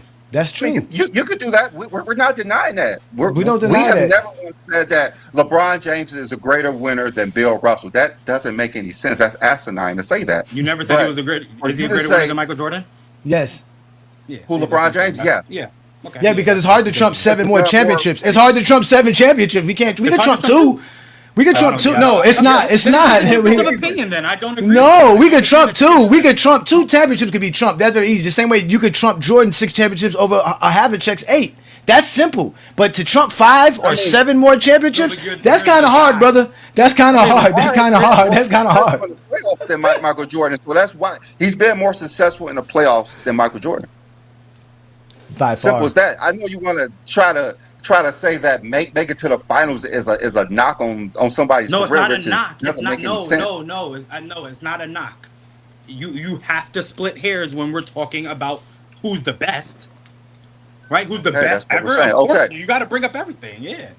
But that's what we're saying. If we take, go ahead, man, I'm that's sorry. what we're bringing up. Everything like we're bringing up like the conference. Those are titles. Those are actual NBA titles, conference titles. LeBron has more than Michael Jordan, and if you say he has 2 more NBA titles, LeBron has 4 more conference titles, and not only that, he's won Why more is conference playoff titles series better than anybody. NBA titles? If they're not.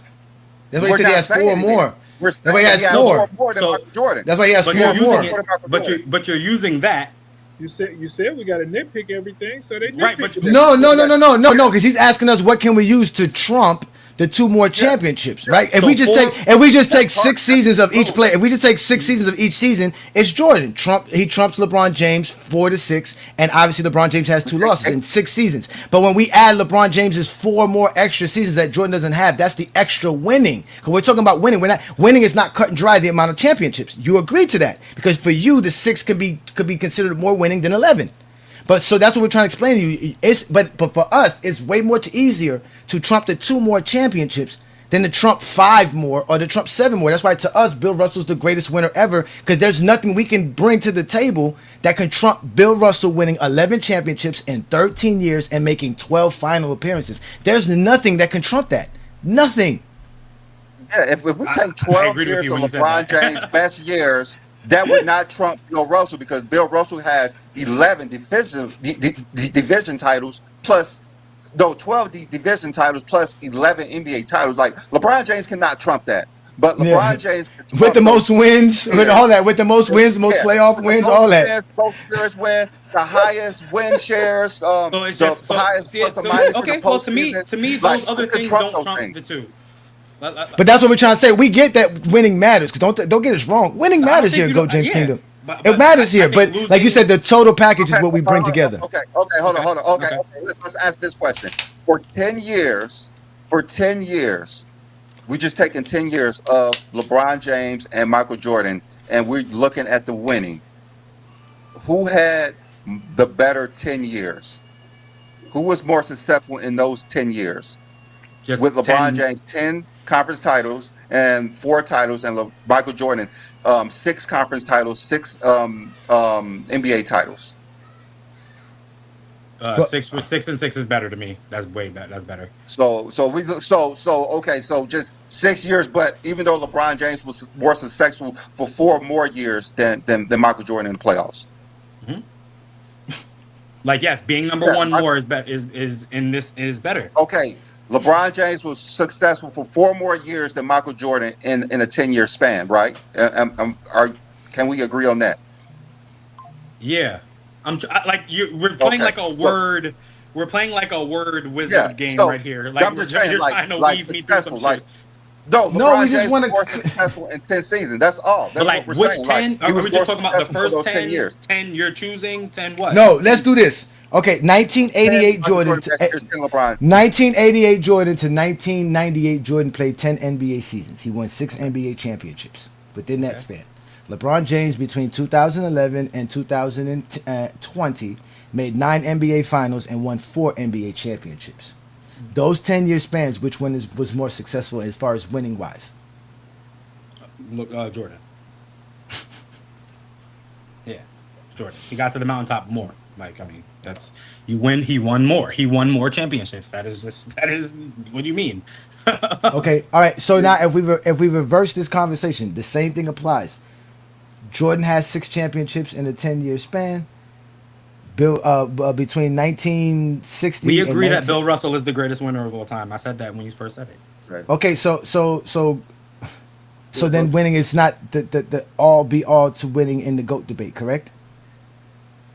Yep, said that in the very not trying No, to you be funny didn't. for real. No, I've you been didn't. saying No, it. you It's the didn't. total package. Okay, it's a total It's a package. total package. Thank you, Thank you. It's Billy. the Thank you, total Billy. That's package. what I'm saying. That's Thank what you. I'm saying. Okay. You said Okay. it's the total package. Okay. So Okay. actually, when we look at scoring, LeBron James has more of a total package in scoring because he has more offensive feats than Michael Jordan. When we look at offensively, LeBron has more of that because he's the total package with assists and everything. When we look at stats, LeBron James is the total package with the stats. When we look at accolades, LeBron James has more accolades when we look at the total package. When we look at let me see consistency, LeBron James been the most consistent player of all time. When we look at the defensive side of the thing with the versatile defender, like we just talked about, we agree that LeBron James has that as well. And when we also look at longevity, like all these packages keep adding up for LeBron. But if we want to give Michael Jordan the winning with the 2 more titles, okay, we could say that.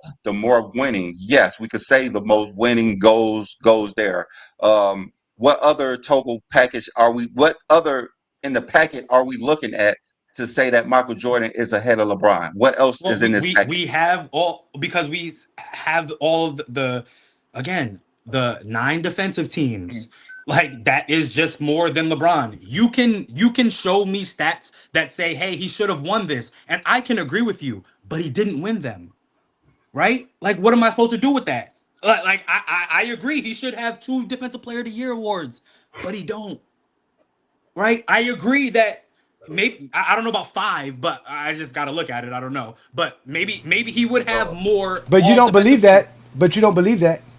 I don't. No, I don't. No, I'm saying you don't believe Jordan is a better defender because of all defensive selections. You don't believe that. Well, I believe he's a better defender because of the intensity. When somebody's in front of him, nobody's just going off on Jordan. That's a lie. Who? What? Listen, in 1988, his Defensive Player of the Year, there's been a whole breakdown of that entire year in his seasons, and he got cooked every night as a primary defender on another player. I mean, guys like Otis Birdsong, John Long. I mean, we can go down the list, torch Jordan night after night, every night. I mean, just night after night, he was getting torched. High percentage shooting. That's a good name. Wow. Trust me, when we heard his name, we couldn't believe it. I'm just surprised that someone else knows him. Yes. We were surprised too that he was going off on Jordan. Jordan's defense is not that great. Defensively. Besides all defensive teams, what makes Michael Jordan a great defender outside defensive teams? Steals, blocks. Like what I don't know what you're looking for. When no, people just people don't just go off on him. You can bring up the 88 Birdsong guy. I hear you. Like, yes, you can bring up Greg Chapman giving him 39 too. Like, okay. But for the most part, because the main thing when we talk about defense, we're talking about actual defense. No, it's not for the most part. When for the most part, Jordan getting cooked. Yes, sir. Defense. We watch film over here. So how do you I watch film every day. Who is he getting cooked? He's not getting cooked. Getting cooked constantly. Majority of his career. Cooked. Yeah. So if you're saying his stats makes him great, wouldn't that make LeBron's stats better since he has NBA I'm saying that adds to it. No. more? You said what else? You said outside of defensive teams. Yeah, what else? I'm still counting the defensive teams. Like, what do you mean? But LeBron only has 3 less than Jordan. Stats. I didn't. Guys, LeBron is the second greatest player to me. I'm not about to sit up here and just be like, look, I didn't say LeBron sucks on defense. I didn't even say he was. But by your standards, LeBron, by your standards, how you got Jordan as the GOAT, LeBron shouldn't even be second on your list. Why? Because all the things that you're stating, guys who have more all defense selections, they won more. Like, there's a lot of things that you put over Jordan. The guys who has more scoring titles than LeBron. The total package. But you don't have more this. You can have more this, but you don't have more that. Like, but that's what there's a lot of guys. We're saying the same things that you're giving Jordan over LeBron. There are players who have that over LeBron, but you're not putting them over that's LeBron. Singular things. That's one thing. No, again, listen to what I'm telling you. This is what I'm telling you. The things, that's plural, that you're putting Jordan over LeBron for, there are those same things, plural, other players have over LeBron, but you don't put them over LeBron. So we don't believe you when you say that's why Jordan's the GOAT. No, because I'm counting everything else. It is not. Nobody has that package. What do you mean? if there's somebody with more defensive teams, cool. If there's somebody with Kobe more, has more scoring titles. Kobe has more championships, more all defensive selections than LeBron James. and he has sir. he has 4 less MVPs, so I can't put him up above LeBron. So I mean, if we're talking about defensive things that no one's done, I could name 20 things that no one done in NBA history defensively that LeBron James has done. That's why we're asking you, like, what has Michael Jordan done defensively that no one else has done in NBA history? And you say all defensive team, which 3 other players have done this, and he doesn't have the most all defensive teams total. He's got more than So LeBron. that's why we're acting like, okay, he has, okay, all right, and so he has one thing more than LeBron defensively. Is that what you're saying? and the steals. He's gonna say the steals. I could tell you 20 things that LeBron has more than everybody defensively in the history of the game. I know you guys like totals because he has them. So again, statistically, I've said this again. We can go back and I've said this. Statistically, who's better than LeBron? So statistically, defensively, LeBron's better than Jordan as well. When we go by stats, Statistically, and that's statistically, and that's the facts. That's the records that's recorded in NBA history. and it's not accolades. He doesn't have more than Jordan on that. What accolades you talking about? Defensive Defensive player of the teams year, and right? Defensive Player of the Year. Okay. Whether Michael Jordan doesn't have the most. we can agree No, that LeBron I'm should have saying more. better than everybody in the history of the game. Better than everybody in the history of the game. Michael Jordan doesn't have the most all defensive teams or the most defensive player of the year. I don't think. But LeBron James has things Jordan that's is the greatest greater defender than. of all time. I don't think Jordan is the greatest defender. Yeah, of all time. LeBron James has over 20 things that's greater than everybody in the history of the game. That's what I'm saying. By your standards, Kevin Garnett's better than Jordan. Why? More Yes, all defensive, defensively. more all defensive selections and more and the same amount of defensive player of the year. And 4 less MVPs. And more. That's defense. and- We're talking and more defense. We're defensively. talking defense. No, you said greatest player. You see, this is what I'm saying. No, I You said no. He's greatest better player. defensively. No, Better we talking about defensively. defensive. We've been talking about defense. We've been talking about Defense. defense this whole Guys, time. talking about if defense. If we're only, I never once said Jordan was the greatest defender of all time. No, I know that. But what I'm saying is that And if you want to say, if you want to pick someone, if I'm picking Kevin Garnett or Michael Jordan on defense, give me Kevin Garnett. okay, all right. At least you stay Okay, consistent. all right. So we're going back to this packet that you're talking about that Michael Jordan has over LeBron James, and you know we gave you the winning. Yeah, you can have that, even though we believe LeBron James been more successful winning than Michael Jordan in his NBA career. He won more titles than Michael Jordan in his NBA career. If we talk about total titles, defensively, you hanging on. He's tied with 4 other players in all defensive teams, but that's fine. What else in this total Not hanging packet that on. you're talking about? I'm not. That's enough for me. Yeah. He has more things. He's the defensive They player of haven't the year said the more things. Okay. Defensive player of the year. and all defensive teams. Like, I don't know. Like, talk to the media. Okay, all right. Yeah. Okay. So what else in this total package that you're talking about? That's what I'm trying to understand. You said Michael Jordan has a better total package than Yeah. LeBron James has. What is there when and with with the things that are most important to basketball, right? What are okay? Winning, I'm listening. MVPs, Finals MVPs, Defensive Player of the Year, All NBA selections, which I know LeBron has more, All Stars, which I know LeBron has more, All Defensive, which we know how Jordan has more. Like, Okay. when who's the most decorated, right? Like now I don't count like the difference between accolade and achievement, right? Like, accolade is like being first to 1,000 points is not an accolade, it's an achievement. It's not something that you really care about, basically. No, it's not something. No, that's not what I'm saying. What I'm saying is it's definitely not as important as an award. It's important, B. Like, it's important. Like, but there's levels to it for sure.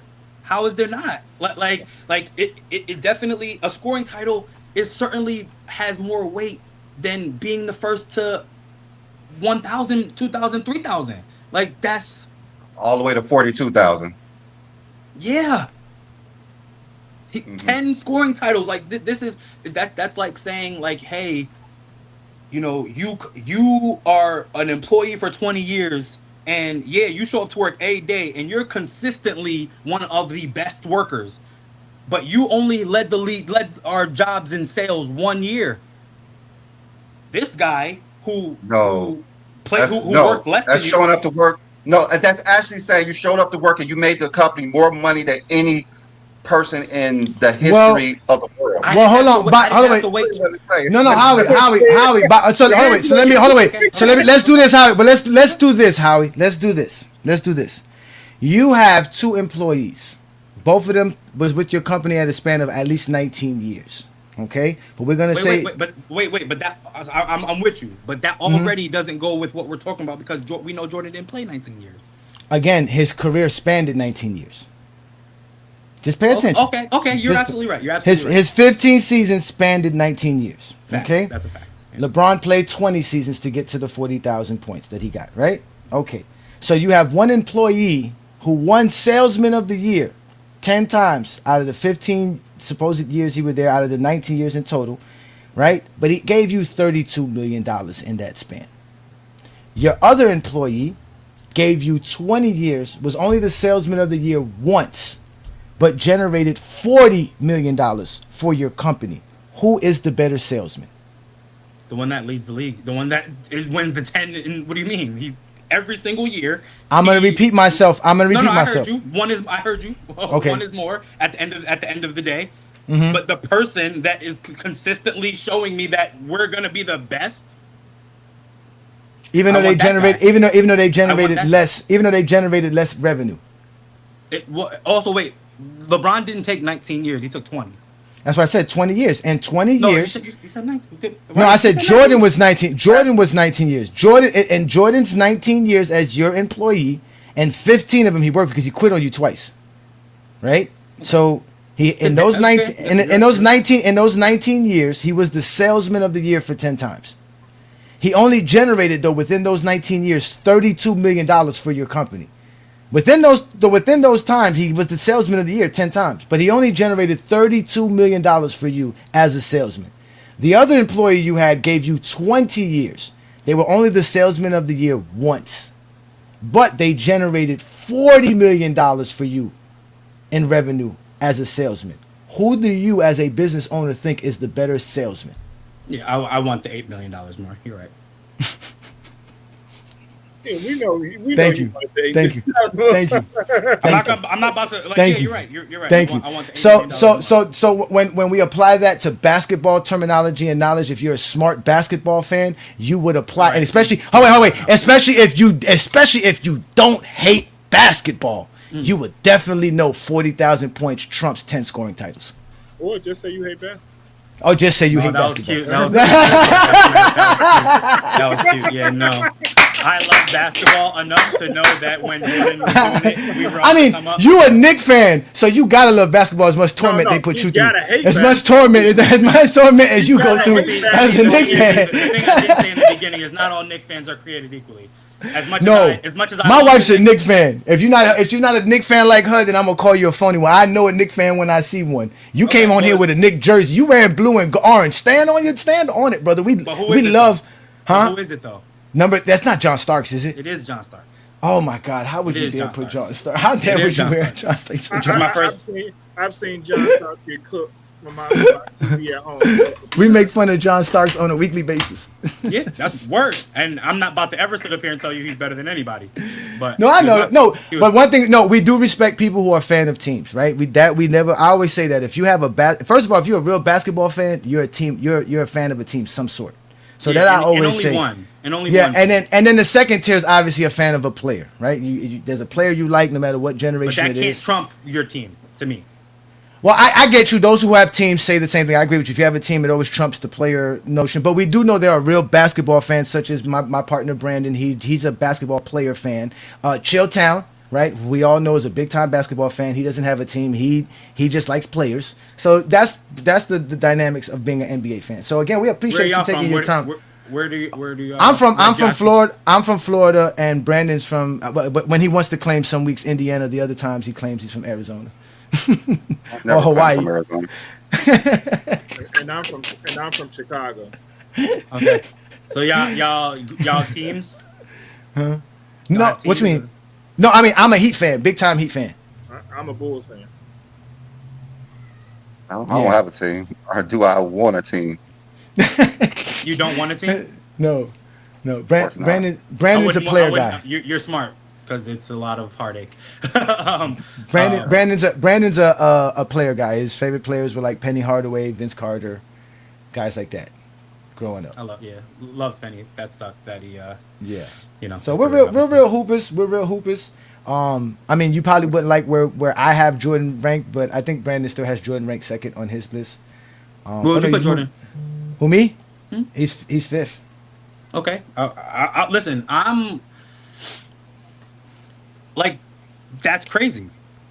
But You can say that. You can say that. Listen, Right. we don't take nothing personal, but go ahead and say what you got to say. Same, but see, but after, first of all, even before this conversation, right, to even have this and y'all did everything professionally, I knew y'all was on the right path, right? So now knowing that you think Jordan is fifth, I know you have a good argument for that. Yes, right? that's accolades and To achievements. most people, that's you're gonna hear Jordan fifth, and they're gonna look. They're not even gonna want to hear you. Oh yeah, I'm a Zesty Jeffrey nightmare. I have Jordan second. I pop up like Freddy Krueger when they go to sleep. If they go to sleep, they take notes about the stuff that I say. Well, I actually had to move Jordan down to 3 because of I wasn't being as consistent as I should have been.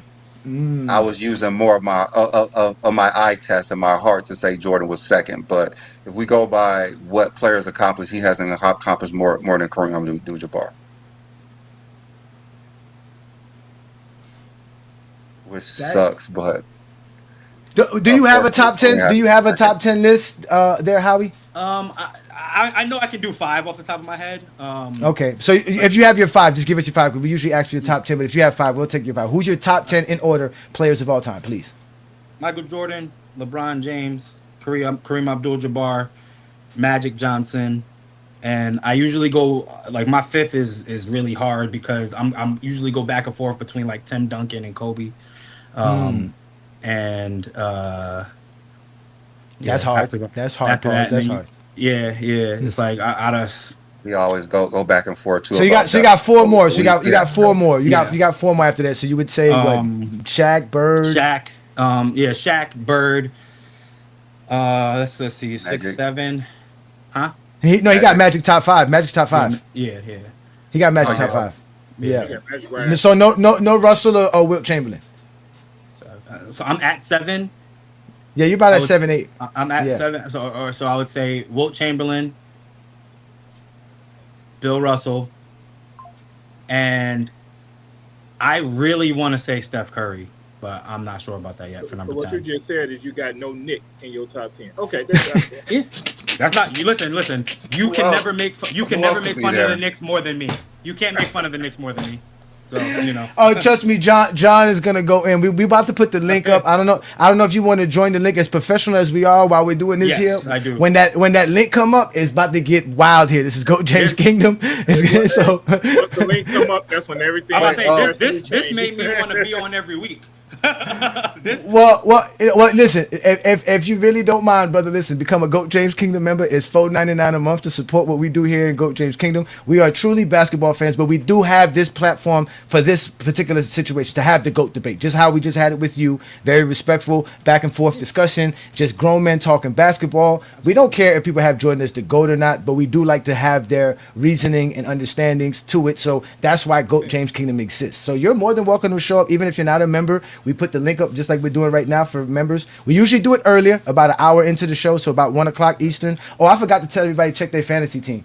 You see that we had such. Oh shit! Yeah, I did that. I missed an hour of football.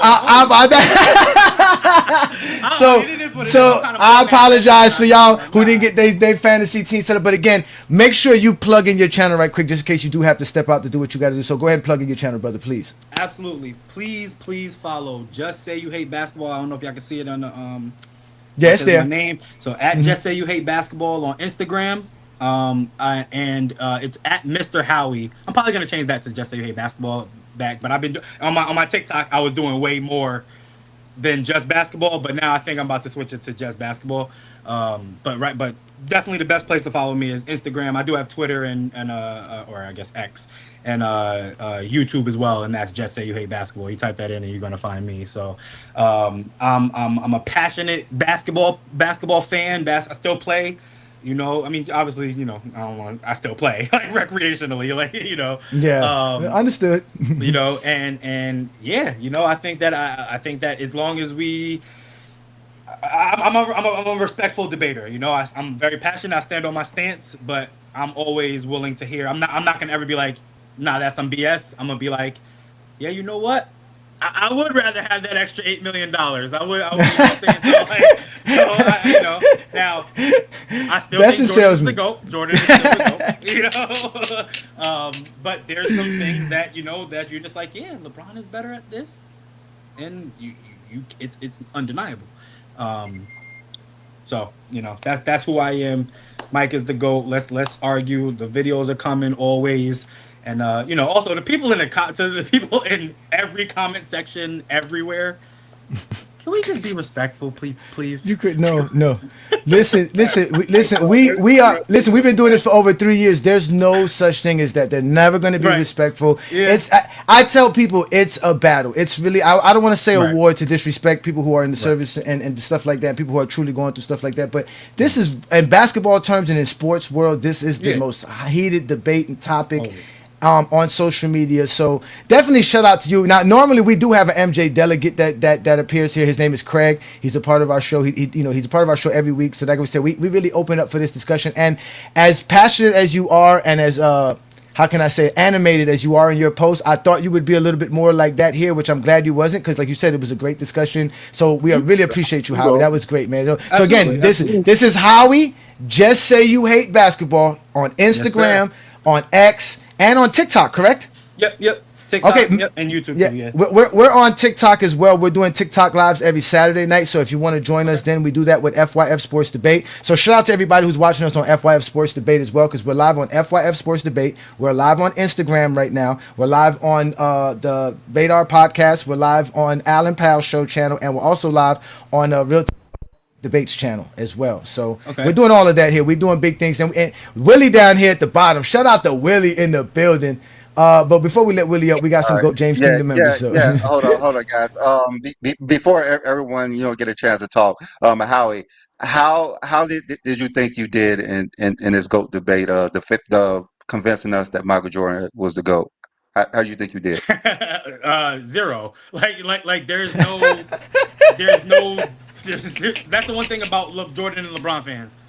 They not coming. You're not about to change anybody's mind. Like they're not about to. Nobody's coming. Like I and I'm not saying this in a disrespectful way, but like I didn't learn anything. Like I knew everything that you guys said. You know what I'm saying? Like, but and I knew all of that before I thought Jordan was the GOAT, right? Like, and also here's the thing: for a very long time, I grew up in LeBron James era, right? Like I'm like, oh, LeBron James is about to be the GOAT. I was not a Jordan fan at first, and then to see, just the way that shit started to shake out, I was like, nah. I'd rather be much more like that guy than this guy.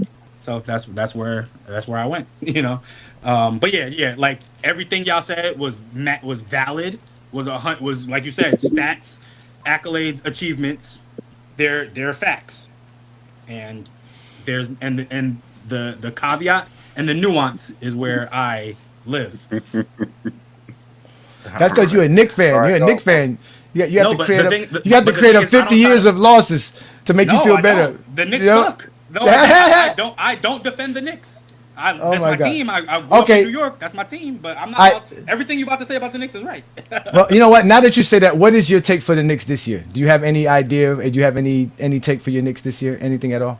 This is going to be one of the years where, like when you damn, because Julius Randle was one of my favorite players. Tom Thibodeau was one of my favorite coaches. I was mad when we traded Julius Randle, especially for Cat, who is the softest dude that I've ever come across in basketball. And we saw it for 10 years, him not do it in Minnesota, and now we think he's our guy. Anyway, And Tom Thibodeau is one of the best coaches. He led us further than we've ever been in 25 years, and we fire him. But forget all that because, Tyrese Halliburton's hurt, Jason Tatum's hurt. It looks like who's in our way, really, right? Like, who can really beat us? I think Giannis, to me, Giannis is the best player in the league, but he don't got a team. So, I don't know if he's, going to be really a threat. I think I hate Philly, but eventually one of these years is going to be good for them. They have all the players, so they can't just be injured every single year. So one of these years they're going to be good. But other than that, it don't really seem like nobody in the Knicks way, really. So yeah, it's like, if they end up in the finals, I'm gonna be happy, and I'm just gonna be a little bit bitter that I wish that we would have given Julius Randle a chance. I wish that if we end up winning the championship, I'm gonna be happy, of course. But it's Tom Thibodeau's. It should be him. He did all the work. You don't think Julius Randle's playoff performance dropped when he got to the playoffs? I think it did. I think it did, but it was so in his first playoffs. It was his first playoffs. Can he get one? Like it was his first playoffs, and Julius Randle is not the guy, right? He's not supposed to be your best player. But if he led Elfrid Payton, Reggie Bullock, and rookie RJ Barrett and Mitchell Robinson to the playoffs. That's crazy. You shouldn't be able to do that.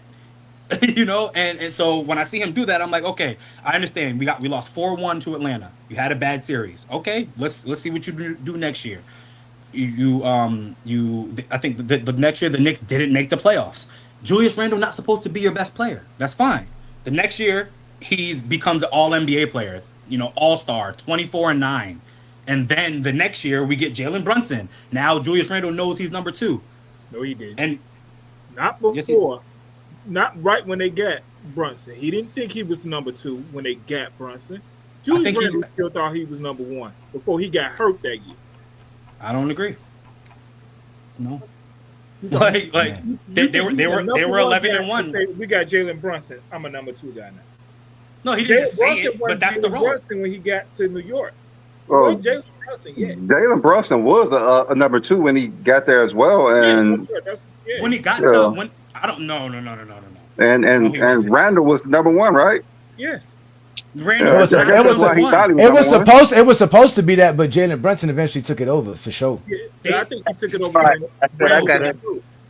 No, guys. Jalen Brunson was the number 1 the moment he got there. The moment he got to New York, he was the number 1. And not only that, before Julius Randle got injured, him, Jalen Brunson, and OG were 11-1. They lost one time, and now everyone's. No, that's during the season, but before Jalen Brunson was a number 2 his whole career, basically. They said y'all overpaid for him though. They said that y'all overpaid for him. That's said they overpaid for Brunson. They overpaid for Brunson. Guys, we were wrong. No, I know that, but that's what I'm saying. That's why him coming in, he wasn't really the first option. He was the second option. That's what I'm saying. No. So the pushback when Jalen Brunson got here was, wow, they overpaid him. Holy shit, I could not believe. And even me, I was just like, yo, the dude that because he's not a number 1 option. That's what I'm saying, because he's not a number 1. And at that time, everybody didn't think of him as a first option. He was supposed to be a compliment to Julius Randle. That's what we're saying. I didn't agree with that. I did not see that when he first got there. I was like, we finally have a point guard to lead us. Is the first thing I said when without a doubt.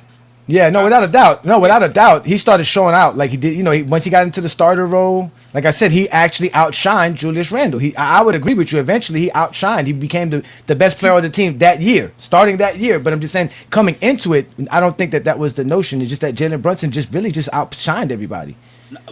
Well, it's like, hey, Tom Thibodeau said you're our point guard. We're putting the ball in your hands from day one, right? Like now in the first couple games, if you want to say like, yo, you're a new player on this team, so yeah, you're not trying to step on toes and stuff, but like the ball is in your hands. You're the point guard. Tom Thibodeau said here to you. You know what I'm saying? So that's what I'm just saying. Like, and then they go to the playoffs again. Julius Randle wasn't there because he was injured, right? Yeah. And then he gets traded. I'm like, can he get a chance to recover, come back? We were good when we had him. And we traded him for a guy who is more talented, but he's not his results did not yield better results than Julius Randle. What does Julius Randle do better than Cat? Well, so they were both a 3-time All-Star, and Julius Randle was a 3-time All-NBA player in 5 years with the Knicks. Cat was a 3-time All-Star, but only a 2-time All-NBA player in his entire career, right? So like they both averaged 24 and 9. The only thing Cat does better is you can. So here, and here's the just thing about shoot. That's it. Really, just shoot. Yeah, just shoot. Here's the thing about shooting. Here's the thing about shooting. They both take 5 a game. Cat makes 2. Julius Randle makes 1. So fine, yes, Cat is a better shooter, sure, but like that's not 1 3-pointer is not enough for a. No, I got you. No, overall, Julius Randle is definitely a better dribbler. That has better handles, better in the post for sure than Karl Anthony Towns. They're equal rebounders, like you said. They're both great players. To me, they're both semi all NBA players. But I do believe Karl Anthony Towns is blossoming in New York. So, but let's let some of these guys in. Let's let some of these guys in. Now, listen, if you guys are gonna ask Howie a question, you're gonna have to ask him the question and accept his response. You don't get a rebuttal because you got a few of you guys here. If you don't ask him a question, we'll let him respond if you got anything to say. So let's start with One Boy. What's up, One Boy? Peace and blessings, brother. What's good, y'all? What's good, y'all? Peace and blessings. Well, I don't really have a question for him. So anybody got a question for him, they can go ahead. I'd rather discuss the topic. Then, you know what I mean? Oh, hey Johnny, let me. Yeah, you can ask him a question, West Coast, but you're not gonna get a chance to rebuttal. So he's gonna answer your question, and it's gonna be as is. So what's your question, West Coast? Maybe he cut out. It's not me. Yeah, they cut out. They always y'all dudes don't never be at the crib. Y'all show up on a Sunday afternoon. I'm here at the crib. I do want to tell Howie this real quick though. Howie, if you believe LeBron's prime ended the last year he played in Cleveland, relatively speaking to himself and NBA history, his whole Lakers tenure has been a Hall of Fame career in and of itself and a second prime.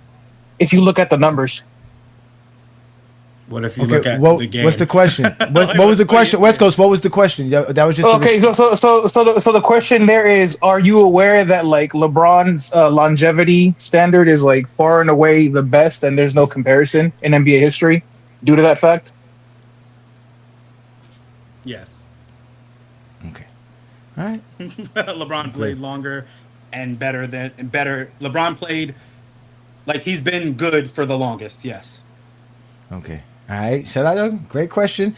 New World, you got a question or you got any response to what we're talking about again today? Hey, man, I can't waste time on a Zesty Jeffrey that pretends to be a Knicks fan, bro. This nigga contradicted himself so many times in that discussion earlier. I literally counted. So I'm at this point where, I just want to discuss the topic, bro. We can move on from there. All right, so thank you, gentlemen. No worry. All right, so I don't know if you want to respond to that, and not Howie. If you just want to move on to the next. Folks. I mean, I don't know. I think that I definitely, I think that it's a word jumble sometimes. I think that no one was purposely trying to contradict themselves. I think that when certain things, like when they say, "Okay, who's the greatest?" Okay, who's your top 5? To me, those are 2 different questions, right? But like when they're asked in succession, you sort of feel like, well, he said this to answer my question, and it wasn't that. You know what I mean? Like, so like, yeah, I can see how someone watching can be like, no, hold on, New World, you don't get it to rebuttal, sir. We're not gonna. No, I'm not even rebuttal. I just wanted to tell him, like, my thing was, like, no, just leave it alone. I told you guys you're not gonna do that today. He's here he was very respectful. You said what you had to say. I was just about to ask you, is this the first time you got called the Zesty Jeffrey? Me? Yeah, Howie. Yeah, I don't know what that is. All right. Well, we gonna let you. We gonna give you one in full display. Shout out to Willie in the building. Willie. Zesty. Okay. Nah, Willie. Hey, Willie, Howie, your boy is here. You can speak to Howie. Go ahead, brother. Howie, I said my boy for a reason. Well, you said my boy for a reason. You know he's a part of your coalition. Stop it. Howie, just you let everybody else have their soliloquy. Let me have mine. Howie, I'm probably the reason you on this show. See, this is a hood show. See, they looking to attack. See, Howie's a good boy. I don't know his personality outside of his TikToks. But see, Howie, I'm a hood debater. Mm-hmm. So when you over here debating, basically it's the hood. So when you play with these guys, and I liked your last comment when they asked you, they tried to trick you, and you gave the great the greatest response, even me as a Jordan fan didn't really think to look at. You said, yo, this is why I think Jordan's the GOAT. I would rather do it his way than the other way. And that's the best response I ever heard a Jordan fan ever say. You ain't got to go back and forth with the numbers. But you know what? I'd rather do it that way than this way, the harder way. Peace. Oh my God! Hey, listen, and all you know, before Mamba mentality and all that stuff, everybody wanted to be like Mike. Okay, so I wanna do it. Yeah, like I want people to look at me and not look at me specifically, but like I want to be feared. You know, like I'd rather be feared. Even their GOAT, their GOAT will tell you I wanted to be like Mike. Willie, let the man respond. He picked number 23 for a reason. I mean, you know, he said he's chasing a ghost. What ghost does he think he's chasing that you guys don't think he's chasing anymore? I don't know. I didn't know how Jordan turned into a ghost. Jordan's still alive chasing white women every week. I don't know what you're talking about. I don't know what you're talking about. You gotta ask LeBron. I don't know what you're talking about. You gotta ask LeBron that. Yeah, he said I'm chasing a fantasy. I'm chasing a ghost, something that don't exist. It's a phantom. It's based off nostalgia. It's not real. It's a myth. It's a myth. All I know is I'd rather. You know, I just, you know, LeBron seems to like want to be friends, and that's real cool. But I'm trying to kill everybody in front of me. Like I don't want friends. I'm punching my teammates in the face in practice. I don't care what you're talking about. Let's get this ring. Like that's what it's about. At the end of the day, do anything you know. And this is what just a little piece, right? The 51-8-8 game. I'm like, yo, if LeBron does this, this is, oh my goodness, right? J.R. Smith's fucks up. He's the one that did the dumb ass shit. I totally agree. He fucked the game up. You are a leader. You have the opportunity right now to lock everybody in. Hey, listen, that was some bullshit. You fucked up, but fuck it. Let's go. We still have overtime. And then you ended the fourth quarter with 51-8-8, and you ended the game with 51-8-8. So like, you know, it's like when it's time to be, it's when it's time right now, right, to be the guy. This dude is, can't even look at this nigga. Can't even look at J.R. Smith. That's your teammate. That's your boy. He messed up. Like, he messed up. Word. But, like, let's get this W now. Right? Where's all this energy when Chris Bosh and Ray Allen went for 0 points in overtime in a game 6 for the Heat to win a crucial game 6 to take it to a game 7? Again, let's talk shit about him. I'm with you. No, but that's what I'm saying. That's LeBron James leadership right there. We see plenty of times LeBron James accepts his role and accountability when he doesn't do right. And any player in that situation, if you out there giving it your all, and because of this one moment, this one player, I mean, he could, like you said, that was kind of a crazy moment. Just to think about it. Where is your mind at this time of the game? I'm focusing. I'm leading not only with my my demeanor, with my performance, with everything that I've done for this team. You know, I'm here. Everybody's watching one of the greatest performances we've ever seen. LeBron James was about to pull off again one of the greatest playoff performances of all time, which he already has several that we didn't mention today. So that's what I'm saying. So yeah, he's allowed to be frustrated because at that moment, and he's facing the toughest competition in NBA history. Yeah. Like that's the toughest competition in NBA history. So he played a perfect game. And at this moment, like you said, this is why we always tell you guys, winning is more than just how great you are as a player. Because here it is, J.R. Smith, and your admission is the guy who coughed up one of the greatest playoff performances of all time due to a mind lapse. Like he didn't know what situation he was in. Also, when have we seen Jordan like overcome something like that? Like when have we seen Jordan do that? A flu game. The flu game. Scottie Pippen dunks the ball in the first play. Hold on. Wait. Okay, which game we're talking about? Sorry, go ahead. One boy, to hurt the back play. One boy, to hurt the back play. One boy. The flu game. Which one? Hold up, I can't hear it. Which one? The flu game. No, the flu game. When did someone screw up and Michael Jordan came back and when did someone screw up like that and Michael Jordan came back and won That's versus. not what you said. You said Yeah, adversity. where have we seen Michael Jordan overcome said something like adversity. LeBron James just did? Just happened. Like when have we seen that? That's what I'm talking about. When? Game 3, 1991 finals versus the Lakers when Pippen got fouled out. Huh? Game 3, 1991 in the finals when Pippen got fouled out and the Bulls was down. Pippen getting fouled out is making a mental mistake? Yes, defense. I told you the other day about fouling people. When did Pippen foul out? No, there was a game. No, there was a game he fouled. He did foul out of the finals game. But how's that a mental lapse? Like I don't understand how that's a mental lapse that cost the Bulls.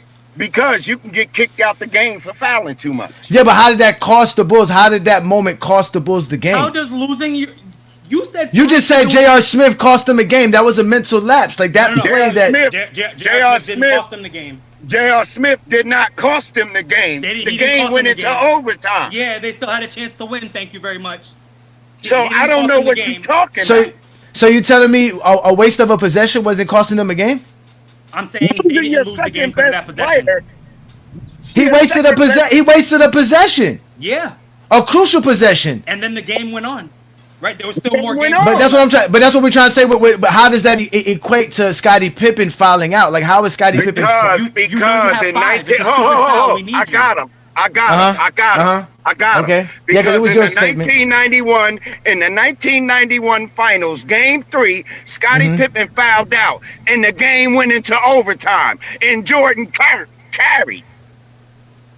But he was carrying already before. No, he wasn't, because you said Scottie Pippen is the reason that they won 6 rings, right? So he couldn't have been carrying. You said this. You said Okay. Pippen. All right. So y'all want to take. So that's what the conversation you want to get to. Because I was gonna say if that's where y'all want to go with this, it's gonna look worse for y'all. Because I was really like New World said. Yeah, I was being nice. I can really turn into the exposer because if that's the case, then that one game has nothing to do with it. Jordan's being carried for 6 championships. LeBron James is carrying everybody. No. Exactly. Okay. It don't matter. It don't matter. Jordan never faced any situation like this because Jordan never had to carry a team to a championship like LeBron James did. So he never faced in a scenario like that. No. Wait your damn turn. They're the one who turned this into Jordan not carrying the Chicago Bulls for a championship. So that means Jordan never faced the actual struggle of having to have his teammate mess up for him because he's still being carried by Scottie Pippen. LeBron's not being carried by J.R. Smith. He's not being carried by that. How can you be carried? You just said that. You just said that. See, now you want to have an argument. Okay, y'all, that's fine. Jordan, okay, he overcame that. Okay, is there anything else in Jordan's career that we could say that he overcame? Because we've seen LeBron James do this multiple times. We've seen him do it versus the Spurs in Game 6 as well. But you said another game. 1998 game 6. 1998 finals game 6 with Scottie Pippen with the back problem. You want more games? Is that what you asked for? He did overcome that. Okay, that's another one. Messed up multiple times. Now that's another one. Like I said, okay, Scottie Pippen back was messed up the whole series, so he didn't really have to overcome someone having a lapse like that.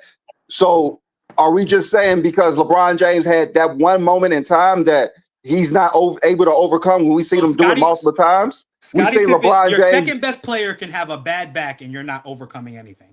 LeBron was in year 15, by the way. For one thing, LeBron James had to come back multiple times in the playoffs. He came back from a 3-1 deficit.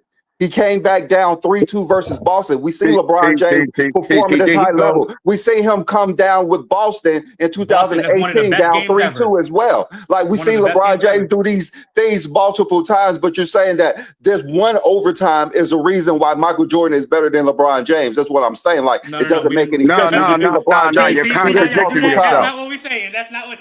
No, he's contradicting himself. Hold on, wait, Willie. Hold on, Willie. You're not gonna take over this show. We're not gonna take over this show and see this is what the Zesty Jeffries are. Howie, this is how the Zesty Jeffries are. See, you see now you see where the Zesty Jeffriness come from right there, right? Okay, let's let Blue Boat in. Shout out to Blue Boat. This is the Lord of Goat James Kingdom, y'all. What up, Blue Boat? Yo, what's cracking? Everybody? What's going on with the panel and everything? Got a nice thing going on. Enjoying the panel. You know what I mean? Enjoying the situation. You know what I mean? What's going on? It's been a long time since I've been up here. Hey, what's going on, fellas? Peace, brother. Yeah, we having fun. Yeah, hear you. I see you, man. You know what I mean? But I want to ask Howie a question, right? Like, as for me, I'm a basketball fan first, okay? All this GOAT debate crap, I don't get into personally, you know what I mean? Okay. I just take it for what it is. It's just basketball. No, I like great players. I admire great players. I've been in it since like 1989. And I'm like you. I got Jordan as the best ever.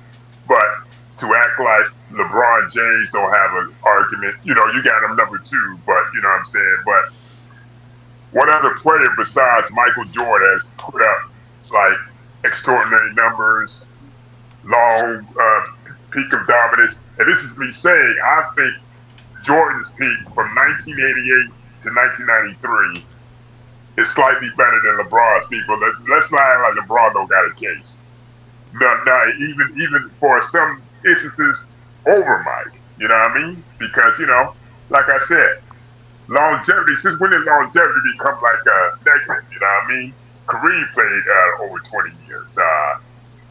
Vince Carter played over 20 years. Who else played over 20 years? Robert Parish played over 20 years. But yet, like, when it comes to LeBron, everything's like a negative. Everything's want to tear this man down. You know what I mean? Now, he's had his shortcomings in the playoffs, particularly 2010, 2011. I'm not going to sit here and act like he hasn't. But at the same time, Michael Jordan underperformed too. Michael Jordan has underperformed too. Even people trying to talk about, oh, he never lost. They try to like cut off his first 7 years of his career when he was struggling against the Detroit Pistons. I know because I watched those games. You know what I mean? That's when I was coming up. I caught it at the tail end of the Magic, Larry Bird era. Right when the Bad Boy Pistons was dominating. See, the difference between a lot of people, I do my research.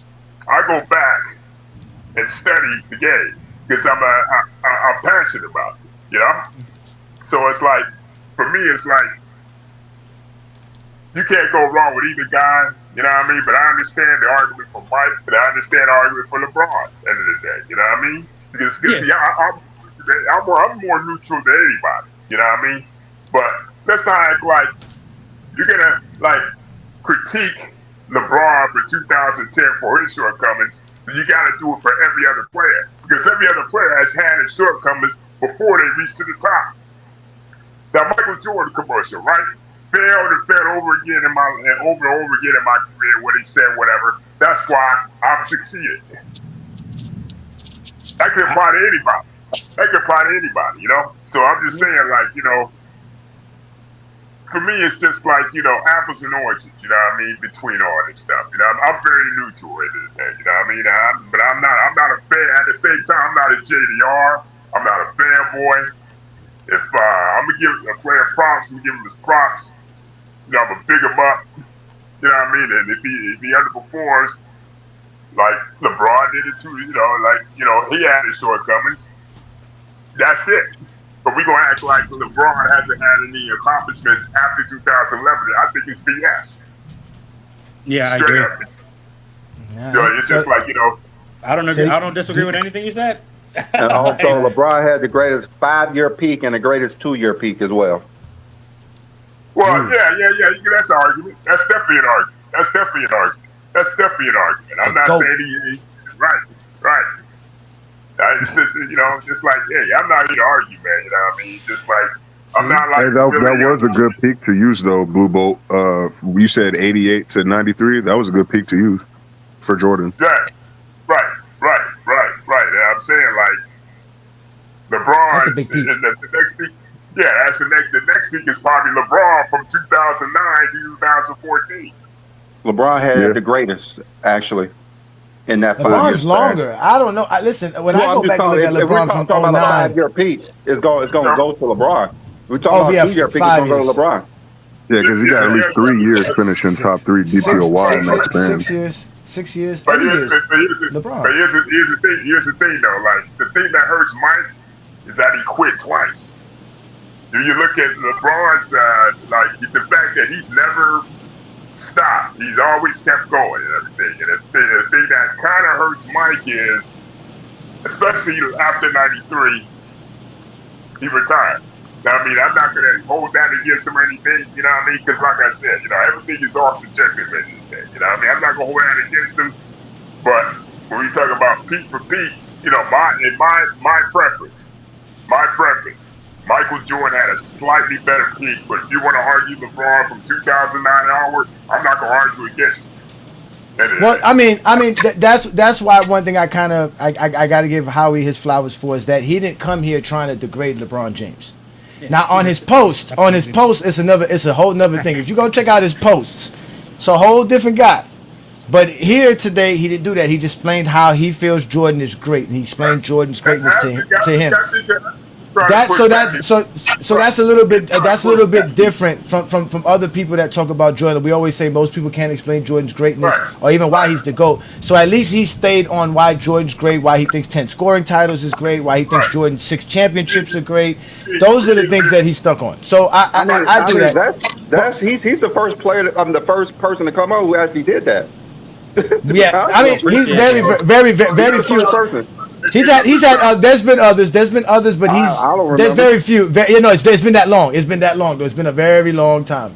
Pause. Right. So, but Blue Boat, we got some other people waiting patiently. Do you have a question or not?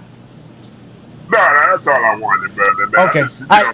So sit patient. We're gonna open it up. We're gonna open up everybody. We just want to make sure everybody get a chance to get their take in. Let's let Vis in because Vis has got a lot to say as usual. Vis, were you on Chat GPT last night studying for today's show?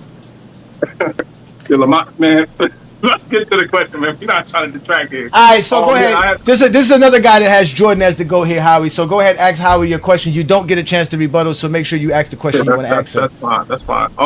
Hey, Howie, I just want to ask you a question since they like to highlight the negatives with Jordan. Okay, I'm gonna make this easy for the Bron fans. Excluding 2011 because that's not debatable. What performance would you say was each one's worst performance from a playoff performance? Let's say in the final. Well, for Jordan, any playoff performance, and for LeBron, any playoff performance. If you want to use the finals to make it easier, that's cool. The first thing that comes to mind for Jordan's worst playoff performance is when he came back in '95 and they lost, and. You know, but he was a baseball player, so I can't even be mad at that. Like, all right, y'all lost, and then you came back the next year, 72-10. Like that's the thing too. Is like when you, like, it's one thing to have a downfall. I mean, there is like, that's the thing is, you have to exclude 2011 for LeBron. Like Jordan doesn't have anything like that for like 2011. He does. 1988. What? He collapsed in 1988, the worst collapse in any superstar history. Now remember, we just told y'all you came up here and didn't talk about no negatives. But this, who really has LeBron as his GOAT, because we went to Chat GPT and LeBron's his GOAT, right? Basically brought and asked you about failures. Now you admitted to you Jordan has a failure, and obviously he was the one that excluded 2011. We didn't tell you to exclude 2011, but obviously you feel 2011 is a big. No, I'm talking to Howie here. So in '88, how did what's the collapse? Oh yeah, nobody in NBA history was the league MVP, defensive player of the year, all NBA first team, all defensive first team, scoring champ, steals champ. And go up against a team with no all-NBA players, no all-defensive players, and just completely crumble versus them, especially games 3, 4, and 5, to just horribly just lose the entire series, and all because the strategy was to push him left. Again, I'm talking to Howie here. Allow Howie to defend his. In '88, they lost to the Pistons, right? Yeah, they lost to the they had no all NBA player, no all defensive player on their roster, 120 point per game score, and Jordan went into that particular series averaging over 45 points per game in the playoffs, but he was averaging over 36 or 35 for the season, and he ended up going lower than that. All his points went down, field goal percentage went down, steals went down, assists went down, turnovers went up, blocks went down. He was completely punked. Games 3, 4, and 5, he scored 23, 24, and 25 points respectively in each game while his team got beat bad. And then it got even worse years after that. That's just the start of it. Howie, you didn't answer the other part of the question though. I did answer that part of the question. No, I don't know what you're talking about. Howie. I asked Howie the question. He did. Yeah, he did. He said that. Jordan though. He never mentioned. Yeah. He said that you excluded 2011. So exclude 2011. What's the other bad performance? What's the other bad performance? Well, series. I said the series. To me, bad performance. I think.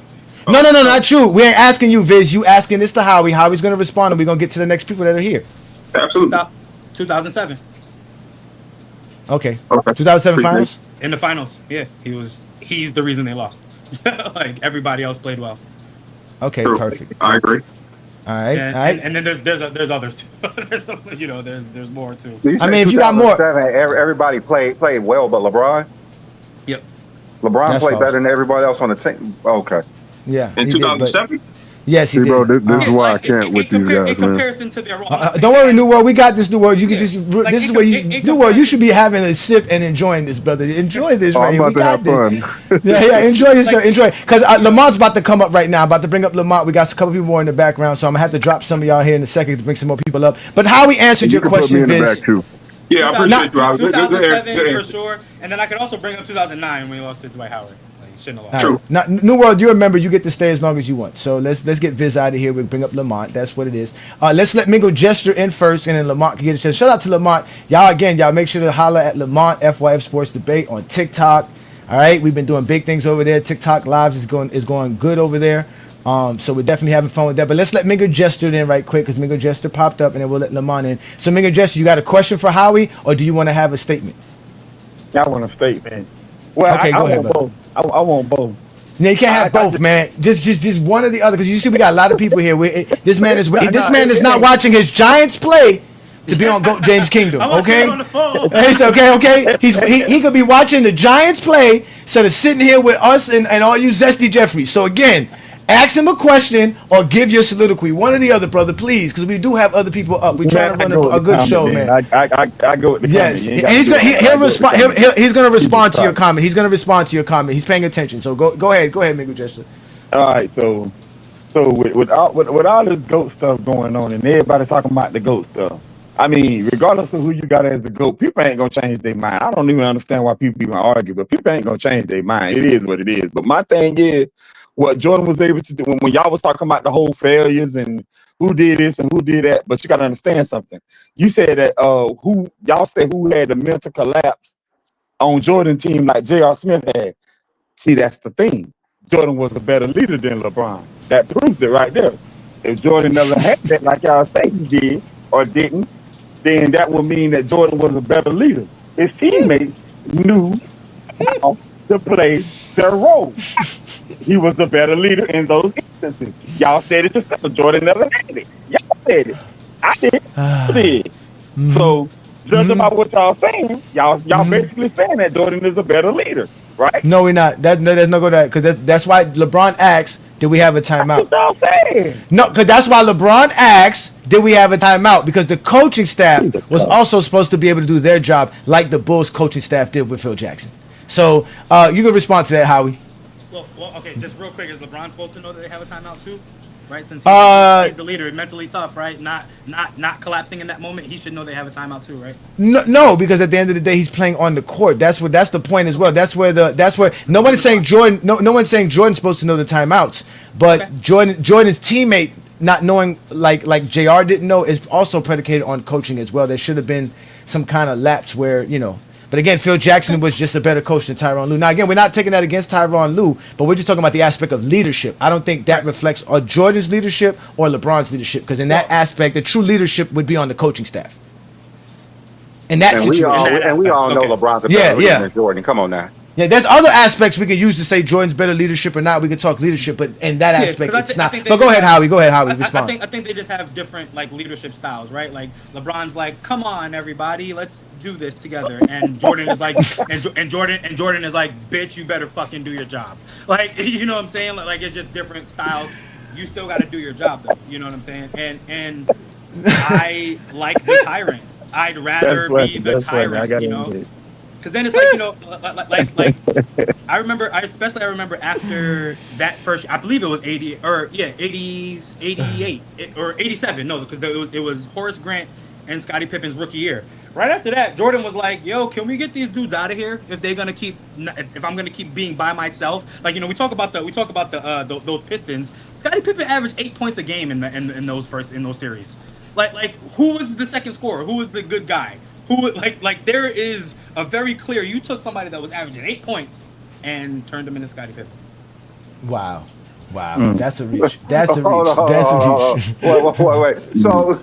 So you mean to tell me that we all know Michael Jordan started to win when he started trusting his teammates? So you're saying that back then Michael Jordan was not a good teammate and was not a good leader, from what I'm hearing. I'm saying Michael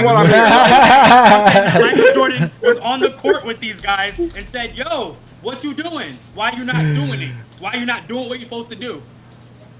Then once he started passing them the ball and they started winning, right? Like the Bulls kept saying after the documentary when they said that it was just a fluff job to push up Jordan. Once you become a better player, that's how then you start doing stuff. It's, hey, I wasn't doing anything now, and now I'm starting to do stuff. It's not passing him the ball. Like it's like when Phil Jackson talk about that, he's like, hey, make sure you know Steve Kerr's open. Scottie Pippen wasn't like. You think Scottie Pippen was like he didn't get enough shots? Well, they had to tell Michael Jordan to pass the ball to Paxson in the '91 finals because he was wide open. They had to literally tell him that because he was not seeing the floor. When That's true. When Phil Jackson asked him the question, he said, "Oh, well, this is the Steve Kerr one." He said, "Who's open?" He said, "Steve." Michael Jordan knew the nigga was open.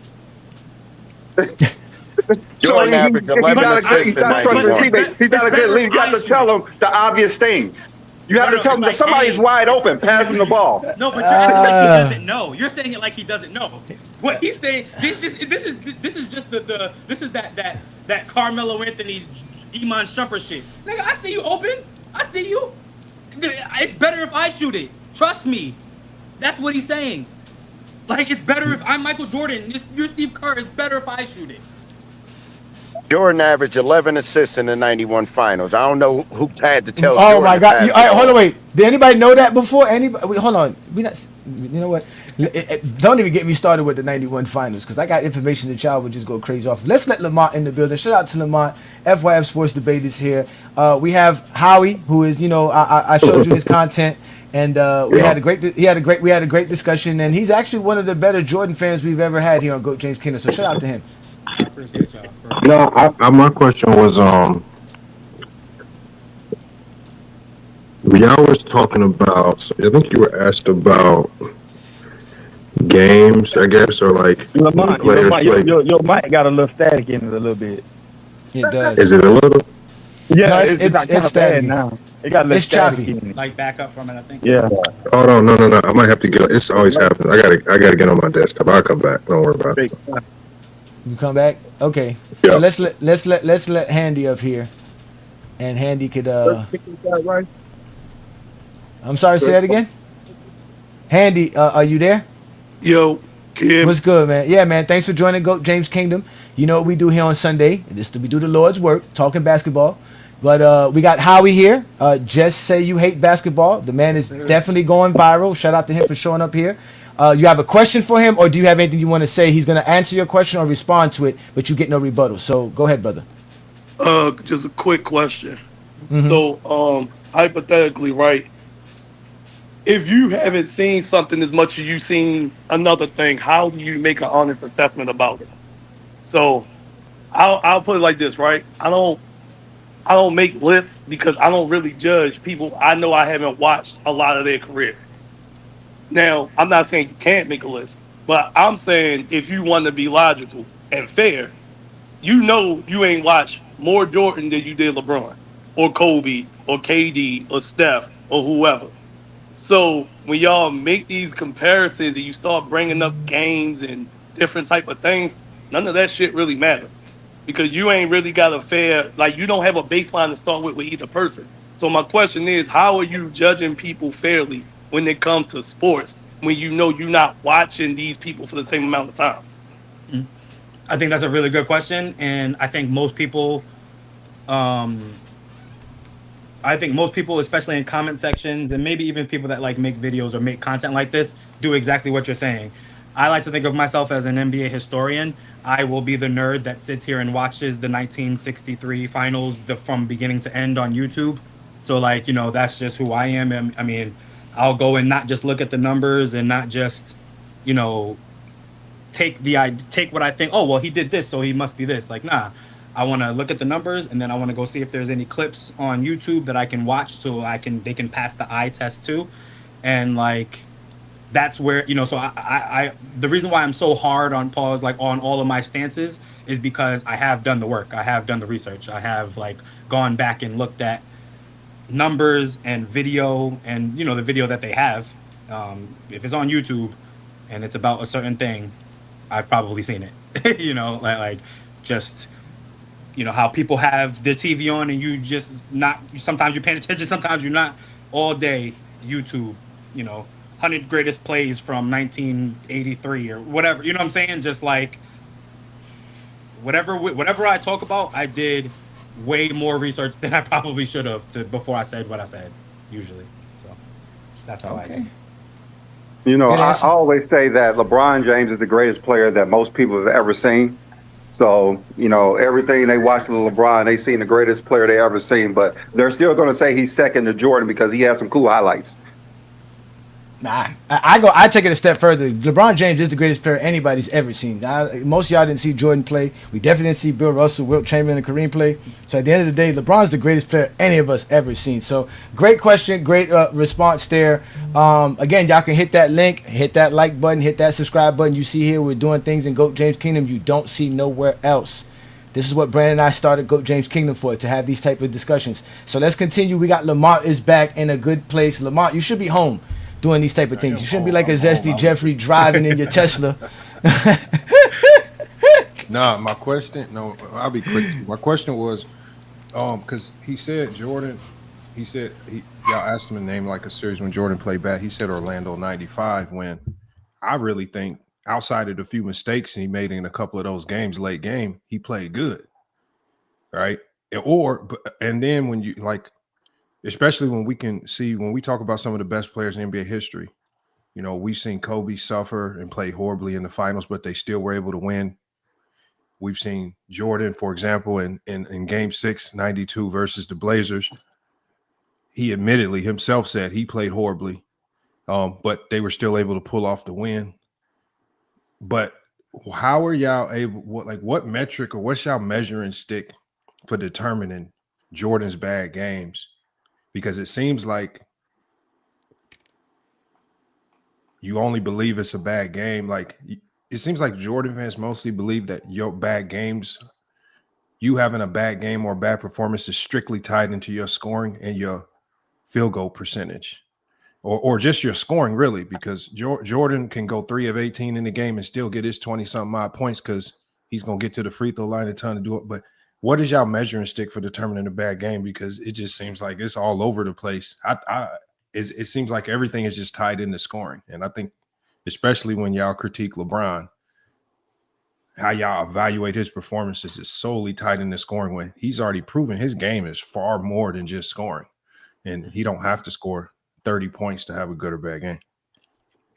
I mean, for me, it's the nuance, right? Like I there's levels to like where I say you have a bad game, right? Like scoring is, or like stats are less than whether you won or not to me, right? So like if you had 22 points in a win and the other person had 30 points in a loss, I'd rather be the 22-point guy. So it's not like when, like, yes, scoring and field goal percentage and all that stuff matters, but it doesn't matter more than whether you won the game. So when I brought up 95, I was like, well, they lost. Like that was the main thing. Whatever he did was good. It wasn't good enough to win though. And then just like I'm gonna bring up the LeBron 51, 8-8 moment when J.R. Smith messed that up. It's like, Jordan, you in that moment you messed that up, right? Like they stole the ball from you. Right. Like, so I can't, that's just a fact, and I think that, when we're talking about certain people, especially the GOAT debate, every single loss, right, like matters. I'm not saying Jordan is the perfect player. No player is the perfect player. You're allowed to have bad games, but a bad game is different from a collapse. right? Like you can, if you go 3 for 18, you in the game, you shooting, you just missing, right? Like you trying, you just missing. But when I see, 17 points a game and against, and I know they want to say it's against JJ Barea. We know it's not against JJ Barea, right? Like, but like 17 points per game, and you at the free throw line biting your fingernails. You just don't look. You look nervous. You just, I can't. That's choking. That's a collapse. Playing poorly is not a collapse. So it's tied into scoring. What?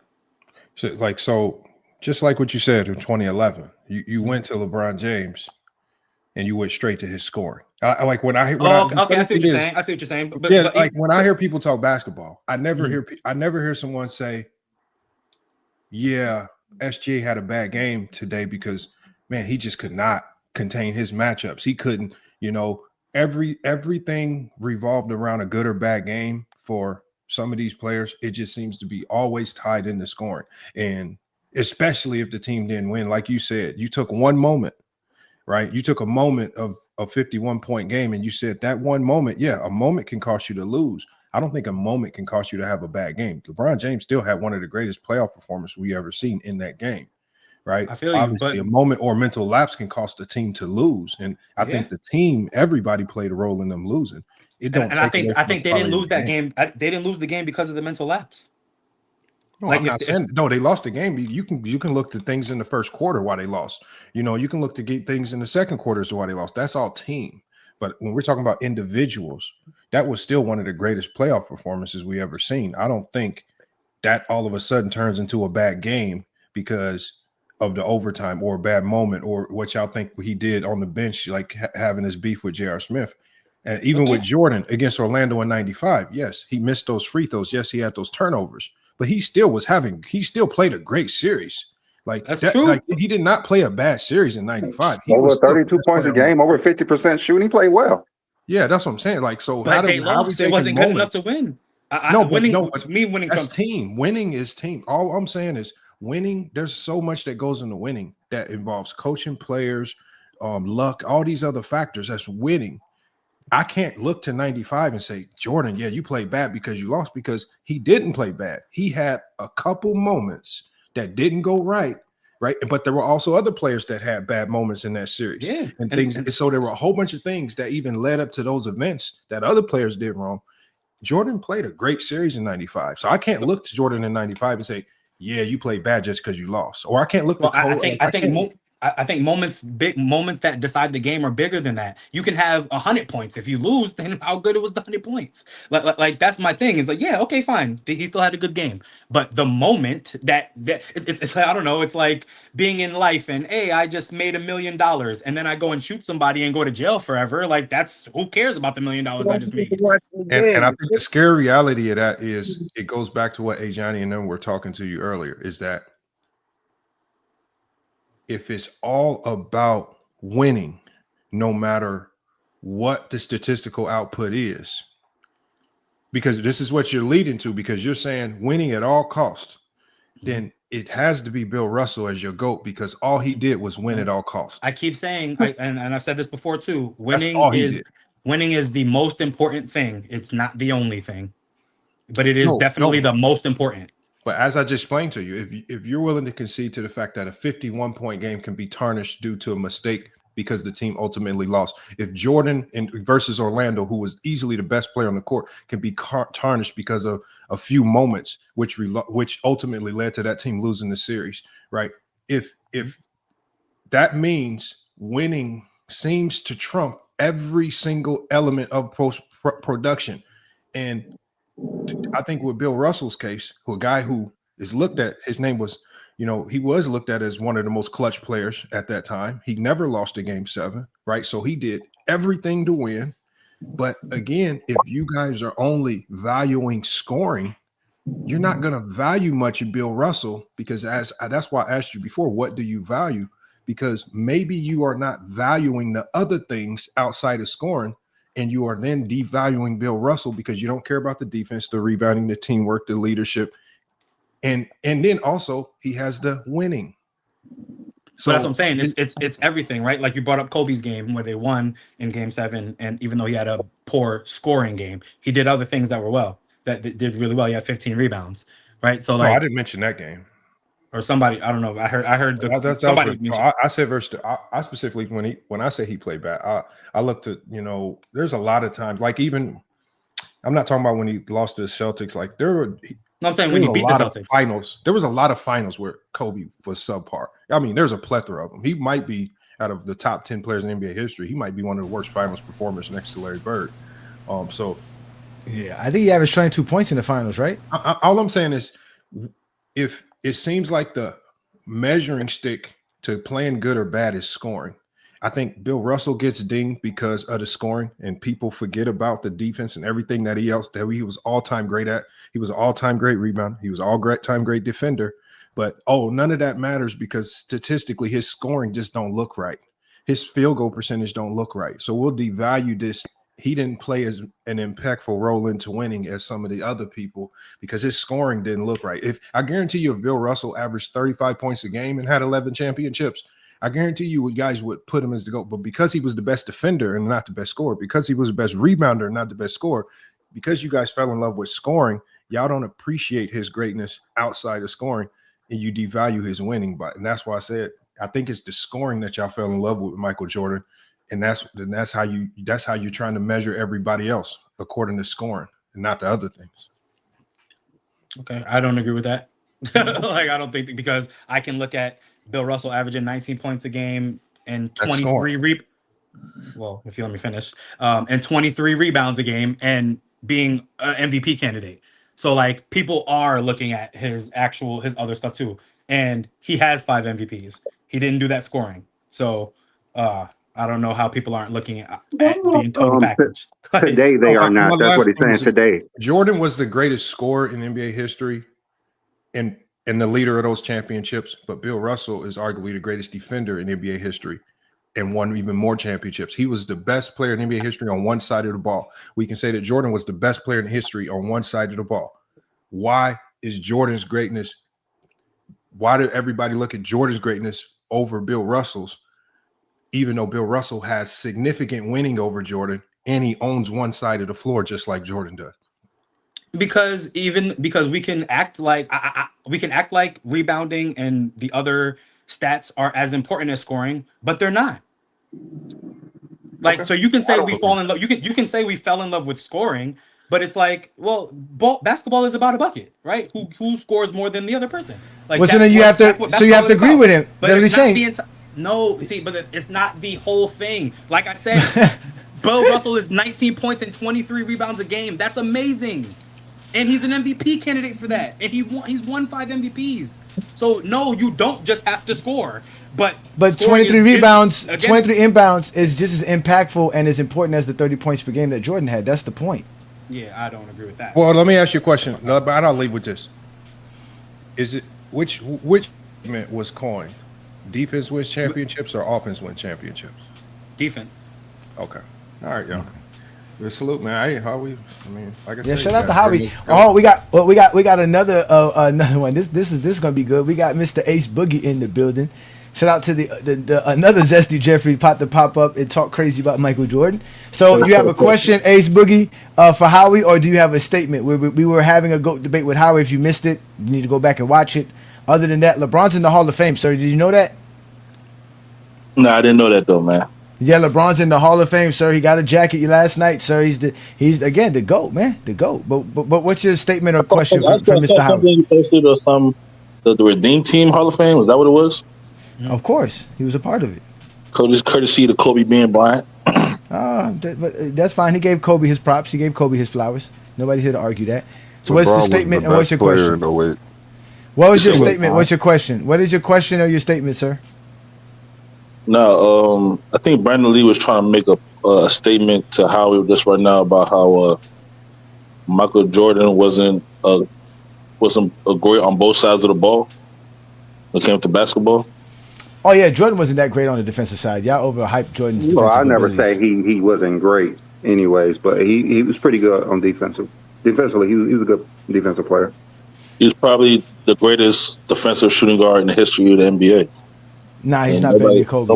Nobody can dispute. I mean, he's the greatest defensive Not- shooting guard in the He's not history better of than NBA. Kobe. He He's has a not better than defensive- Kobe.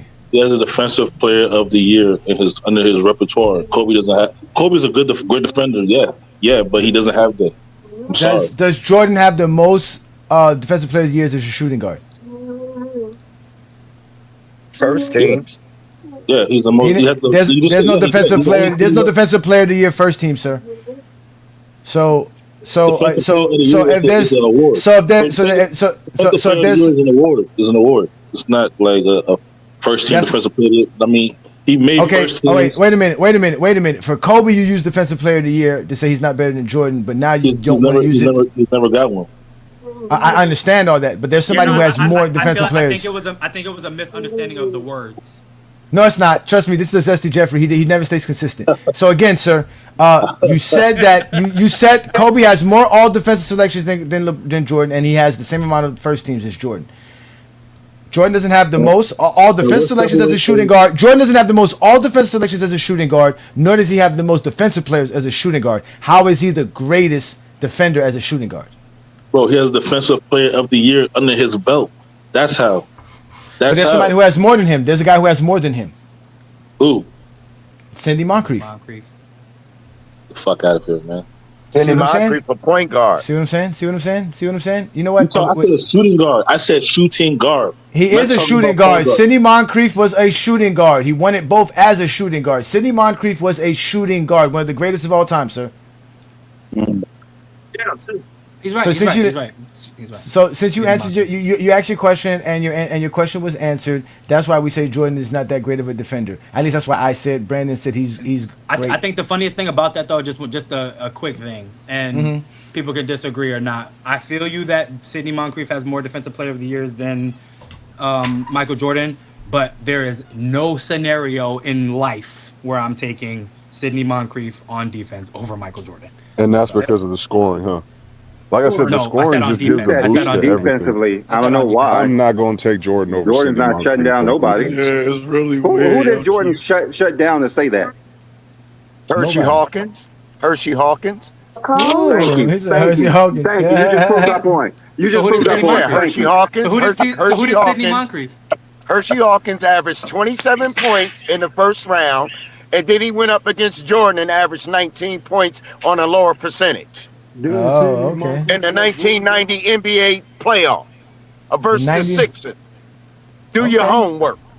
Oh, we're going to do our homework. We know we're going to do. You know, everybody's going to do their homework. 91. So, I mean, what we really talking about? That's what I'm saying. It's weird. Well, he ain't never shut down nobody.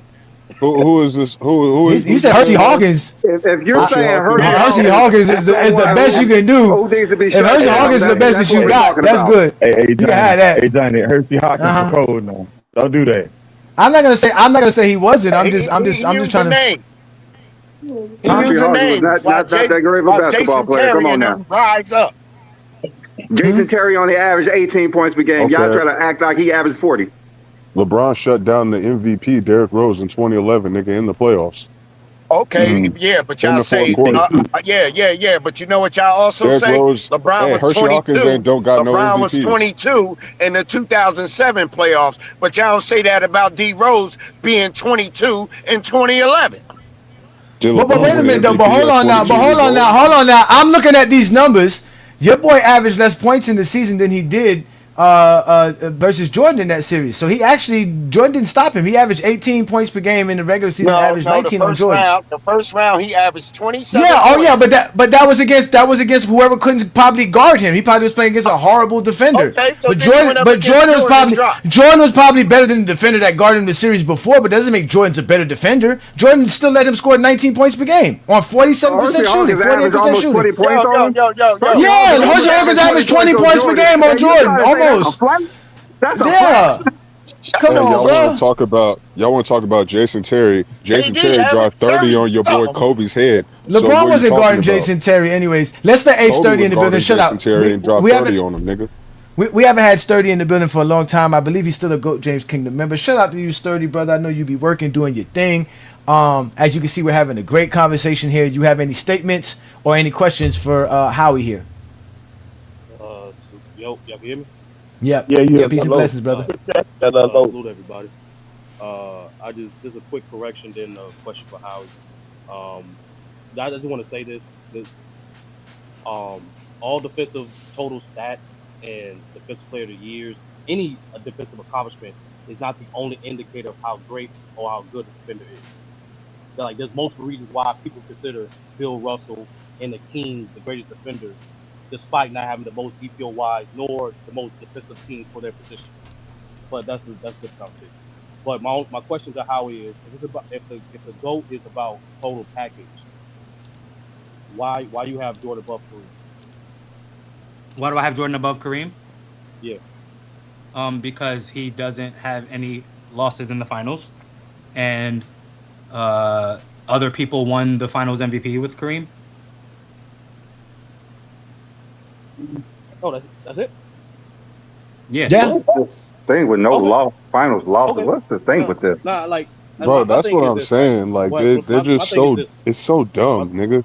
If you don't like it, that's fine. But that's what that's my standard. All right, go ahead, Sturdy. Yeah, Sturdy. Yeah, let's Sturdy get that in because I know Sturdy got to get going. Go ahead, and we'll let you in New World next. So my thing is, right, if we're talking about totality, right, you said the whole package. I listed the whole show. Kareem has more things that support his argument than Jordan. You said winning is the most important thing. They both have 6 championships. Wouldn't it be ideal if one guy has 6 championships, another guy has 6 championships, but the other guy is given more opportunity to win more? Why is that not more advantageous? Because you lost. Like, Sturdy, like, they just don't understand that it doesn't matter if you lose in the finals or lose in the playoffs. You're still losing in the playoffs. These niggas think that losing to a better team in the finals is somehow worse than losing to a better team in the first round. It's stupid-ass logic, bro. If you went to the finals against a team, Jordan never went to the finals against a team that was better than his team. So, of course, he's not going to lose. But you can't say the same for any other nigga in NBA history. Now everybody's just gonna go to the finals with a stacked team, nigga, and they're just gonna win. Even if you're the best player, that's not how that works. So when you use that logic, you're basically saying that Jordan is a GOAT because he got lucky, nigga. That's basically what you're saying. You're saying he's the GOAT not because hold on. Y'all don't get to respond to New World. Let Howie respond. Go ahead, Howie. I'm not. There's nothing to respond. If you just think we lucky, okay, you think what you think. I'll think. That's what the facts are. Is that not what the case is, nigga? He got lucky that his team was the best team every time he went to the finals, and he didn't have to face a better team than him. If he had to face Larry Bird and them niggas in the finals, if they were on the West, that is facts, nigga. If Jordan went to the finals in '88 against the fucking Pistons or the Lakers or the Celtics, nigga, he would have lost. If Jordan's losing to the '88, hold on, wait. If Jordan is losing to the '88 Pistons again with the team he had in the '90s, that would be hilarious. That definitely would mean he's not the GOAT at all. Because, like I said, that's the worst. That's the worst loss in NBA history for any player. And never in NBA history have you ever seen a player completely fold like he did versus that team in 1988. That's just styles make fights. You know, they say this. It applies across all sports. You're just gonna have certain matchups that aren't good for you. Like if Jordan went to the finals against a team that was better than him, then it would just be cooked, nigga. Okay, New World. Land your plane, New World, so we can get going because I know they got a lot of things to say about. Yeah, so I know y'all got a lot to say, but you know y'all been chopping it up for a while. You know I've been enjoying the show, but it's just that logic, bro. When I hear that 6-0 logic, he was never defeated in the finals. But when we bring up other niggas with that same thing, you don't have them ranked high in your criteria, so it's a contradiction. And it's just, I don't know, it's just like a really dumb way to keep Jordan at the top when y'all know that he doesn't have the accolades. 6-4 is better than 6-0. It is. You won 10 conference. You won your conference 10 times. No, you're more 6-4. Forget 4 and 6. 6-4. Yeah, 6-4 is better than 6-0. But he's not 6-4. You can think that. I don't think that. He is 6-4. Kareem is 6-4. No. I'm saying it's not better. I just don't think it's better. It is better. It's obviously better. There's no way it can't be better. Bro, he's 4-6. We're not talking about LeBron, sir. Hey, Howie. Okay, say for instance, you know, you hooped and everything, and you played in college. You won 2 titles in college, or you won 2 titles and you lost 2 times in the finals. Which one will be better? They would be we both won. Wait, so wait, so I'm 2-0 in 1 year, and I don't make it the other, and I don't make. You played 4 years in college. You was 2-0 in the title game, or would you rather be 2-2 in the title game while losing 2 times in the finals, in the championship game, or would you rather lose before the championship game? Rather lose. I wouldn't rather lose at all. Like that's the thing is this is the no, you have those you guys try to play. Yeah, you have those too. You have 2-0, or are you 2-2 because you lost 2 times in the finals, but you still won 2 titles. I'd rather not lose. So you're telling me that you rather not make it to the finals 2 times. You rather lose prior, basically. What I'm telling you, no, you can say that. What I'm saying However, is I'd rather are you not 2-0 lose. if you play for 4 years? You have to lose before the finals. That isn't that common knowledge? Okay, but the thing is, I'm not about to be like. So I'm not about to be like I'm better. If you went 2-0 and I went 2-2, I'm not about to be like. No, which career would you rather have? That's all I'm saying. Better than you now. I'm saying, which career would you rather have? I'd rather be undefeated in the finals. I'd rather be undefeated in the finals. So okay, so you're telling me that you would rather lose prior those two years. Whatever that you need to say. finals. What I'm saying is, I'd rather not lose. You can say whatever you feel like it. Like no. But then again, you're still losing. I don't want to. You're still losing. But no. But the point is, you're not always going to win, Howie. That's what I'm saying, Howie. You're not always going to win, so you're going to lose. So the aspect of it is, since you say winning matters the most, how is it not winning your conference more important than not winning your conference? Yeah, how are you okay with losing, nigga? Like that doesn't make sense. When it's the finals and when it's time to win it all, Mm-hmm. I want the guy that's going to not lose. No, I understand that, but if that's that important to you, then actually making there should be almost as important to make it there. So that's what I'm saying. You can't only value making it there as just winning, and then now what you're basically saying is that losing in the finals is the same. You win if you don't lose in the final. That's what you're saying. Like it's like no, you can turn it on and turn it off at convenience. He lost this year, so it doesn't matter. This is the funny thing. No, this is the funny thing. It's either one or two things. It's either one, you're saying losing in the finals is worse than losing anywhere else, or you're saying losing in the finals and everywhere else is the same. So which one is it? No, what I'm saying is when you go to the finals and you lose, I don't want that. That's what I'm saying. But you go to the finals and you're undefeated, and you go to the finals and you've lost a couple times, I want the guy that is undefeated. No, but my question to you is that's what I'm trying to say. If we have the same amount of wins. Okay, you have the same amount of wins. That's what I'm saying. So you would rather lose. I'd rather be 6-0 than 6-4. Yeah. No, so I'm saying. So you would rather lose in the first round than make the finals. Is what you're saying? Yeah, they're okay with being losers. Yeah, he's so no, it's not. You're not guessing. Hold on, wait, guys, wait. I got this, guys. Listen. So by what you're saying, what do you mean? No, exactly. You're not guessing. You're definitively telling us here in GOAT James Kingdom that winning matters, but winning your conference doesn't, because that's what you're basically saying. It matters less than winning. Yeah, if you. No. We never said. Hold on, wait. We never said. Wait. We never said. Wait. We never said winning your conference is more important than winning a championship. But what we're saying is winning your conference is more than losing in the first round. By your standards, you actually did say that. That's what I'm saying. But so by your standards, that should also apply as well, because you define winning as winning. So if you're not going to win the championship. No, exactly. So that's what I'm saying. So 6-4 has to be better than 6-0. To you, because you still no it is, because I got the 6 championships, which is equal to the 6, but now I got the 4 conference titles, which you don't have. So I'm better than you. You have 4 finals losses. Exactly, those finals losses are conference title winners. If you go to the finals more than me, that doesn't make you better than me. Okay, so that's what I'm saying. So by your standard. Because what you're saying is that losing in the finals is worse than losing in the first round. So you don't really respect winning. No, I don't respect. Because how losing? So how? Wait. So explain this to me. No, explain this to me. How is losing in the first round more winning than losing in the finals? Winning the championship is more winning. Again, we know that. We already know that. So answer the question. Again, answer the question. No, answer the question. How is losing in the first round considered more winning than losing in the finals? That's not a good question. Howie, let me get this. That is no.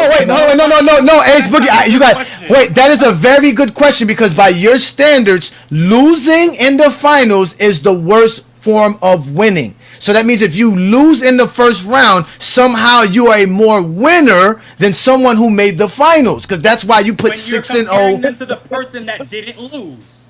He did lose. He lost in the first round. Jordan, are you saying Jordan never lost? Are you saying Jordan never lost? Are you saying Jordan never lost? When it's the finals, when we again, to the sir. finals, if you have lost more than me, that's it. Okay, so you establish getting to the finals is a very important thing. It's an aspect of winning. So how can you lose in the first round and be considered more of a winner than somebody who made the finals? That's the question, sir. It's a very simple question. Then whatever answer you need, yes. No, I need an answer from you to define winning. No, so you really okay? So all right. So since you left it on me, since you left it to me, I'm going to say your whole narrative about winning matters most is bullshit because you sat here and said losing means more than winning. Great. Whatever you need to think. If that's what you feel, wonderful. That's not how I feel. That is exactly what you have provided with the information you gave us. Okay. I don't feel anything.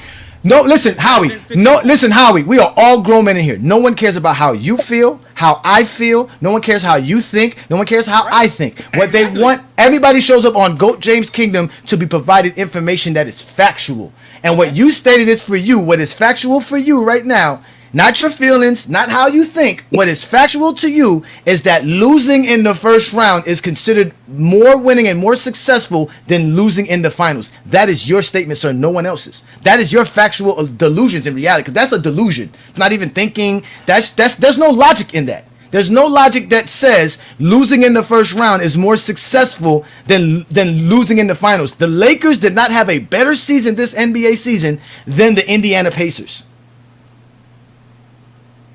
That's just the facts. They both lost 3 times in the first round. All right. What you talking about, sir? I would like to get my take in right now. Yeah, go ahead and get your take in, one boy, because you were patient. Now, my question is to him is, now, do you go by the notion where they say you only play who's in front of you? I mean, and you can't play anyone else. All right. I know, right. All right. Now, based off the answer that you've given me, I could go to significant moments in LeBron James' career where he shut down Derrick Rose when he was guarding him, had him do 4 for 20 shooting. He couldn't get to the lane. He was taking ill-advised jump shots. He had to pass out of certain drives because LeBron was able to keep up with him. And it was kind of the same thing you saw with Steph Curry in the 2016 finals. You know, LeBron hustle plays while the Golden State are in transition. He was getting blocks on Steph or making them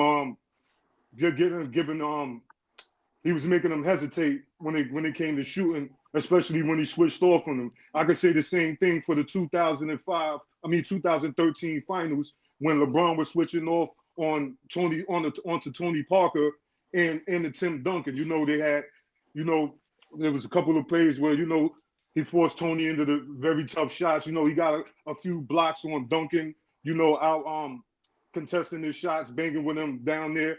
Now, so being that you just said that you go only play who's in front of you, how are you going to be able to judge Jordan based off the answer that you said when he only played who's in front of him and he never had any performances like those?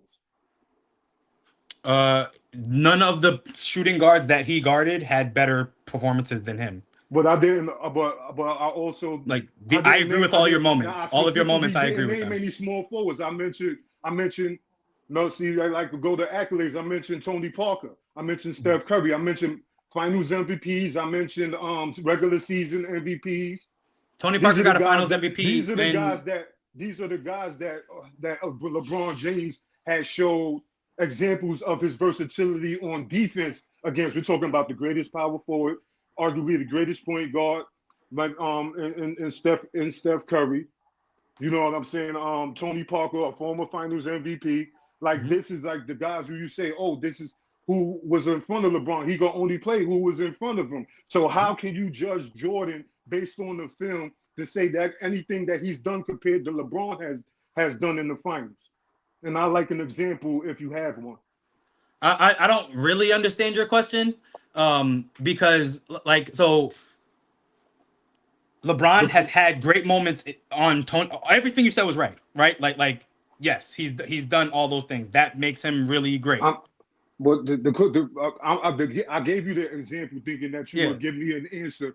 Can you name any moments throughout the playoffs or any finals performances where LeBron has locked in defensively and also been defensive, the best player on offense? Can you bring up any moments of Jordan that are similar to what LeBron did, considering that you play who's in front of you?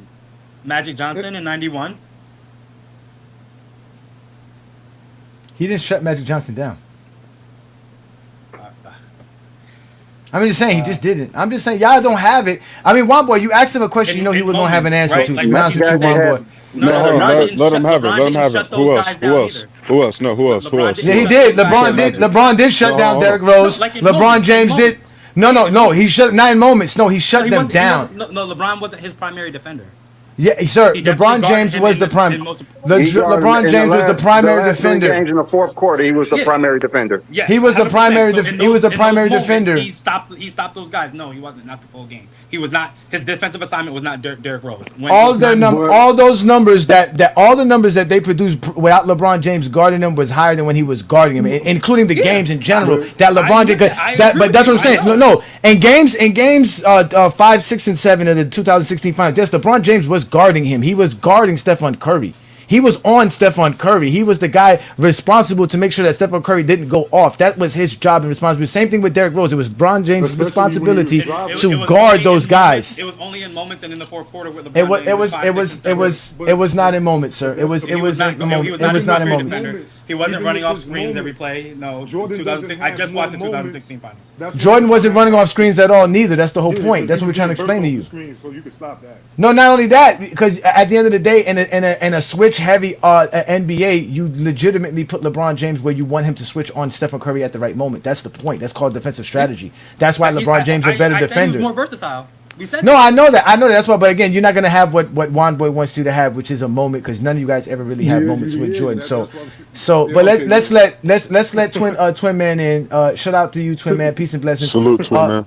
Do you got any questions, or do you have a statement? It's one or the other, please. No, you did answer the question to a certain degree. You didn't. I mean, do you have a moment where you said Magic Johnson? That's it. Like, we're not going to argue that you said Magic Johnson. Yeah, so. Magic Johnson. I mean, Clyde Drexler's was second in MVP voting in that year, and he played worse when he got to the finals. He really didn't. Points per game. He averaged 25 points per game. He didn't play worse, but it's okay. 50% shooting. He did play worse. He did. No, he played worse.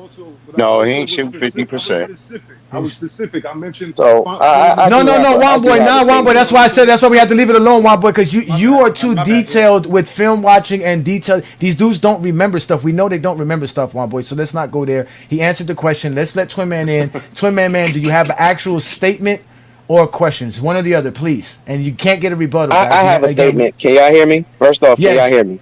Yes, we can hear you. Go ahead.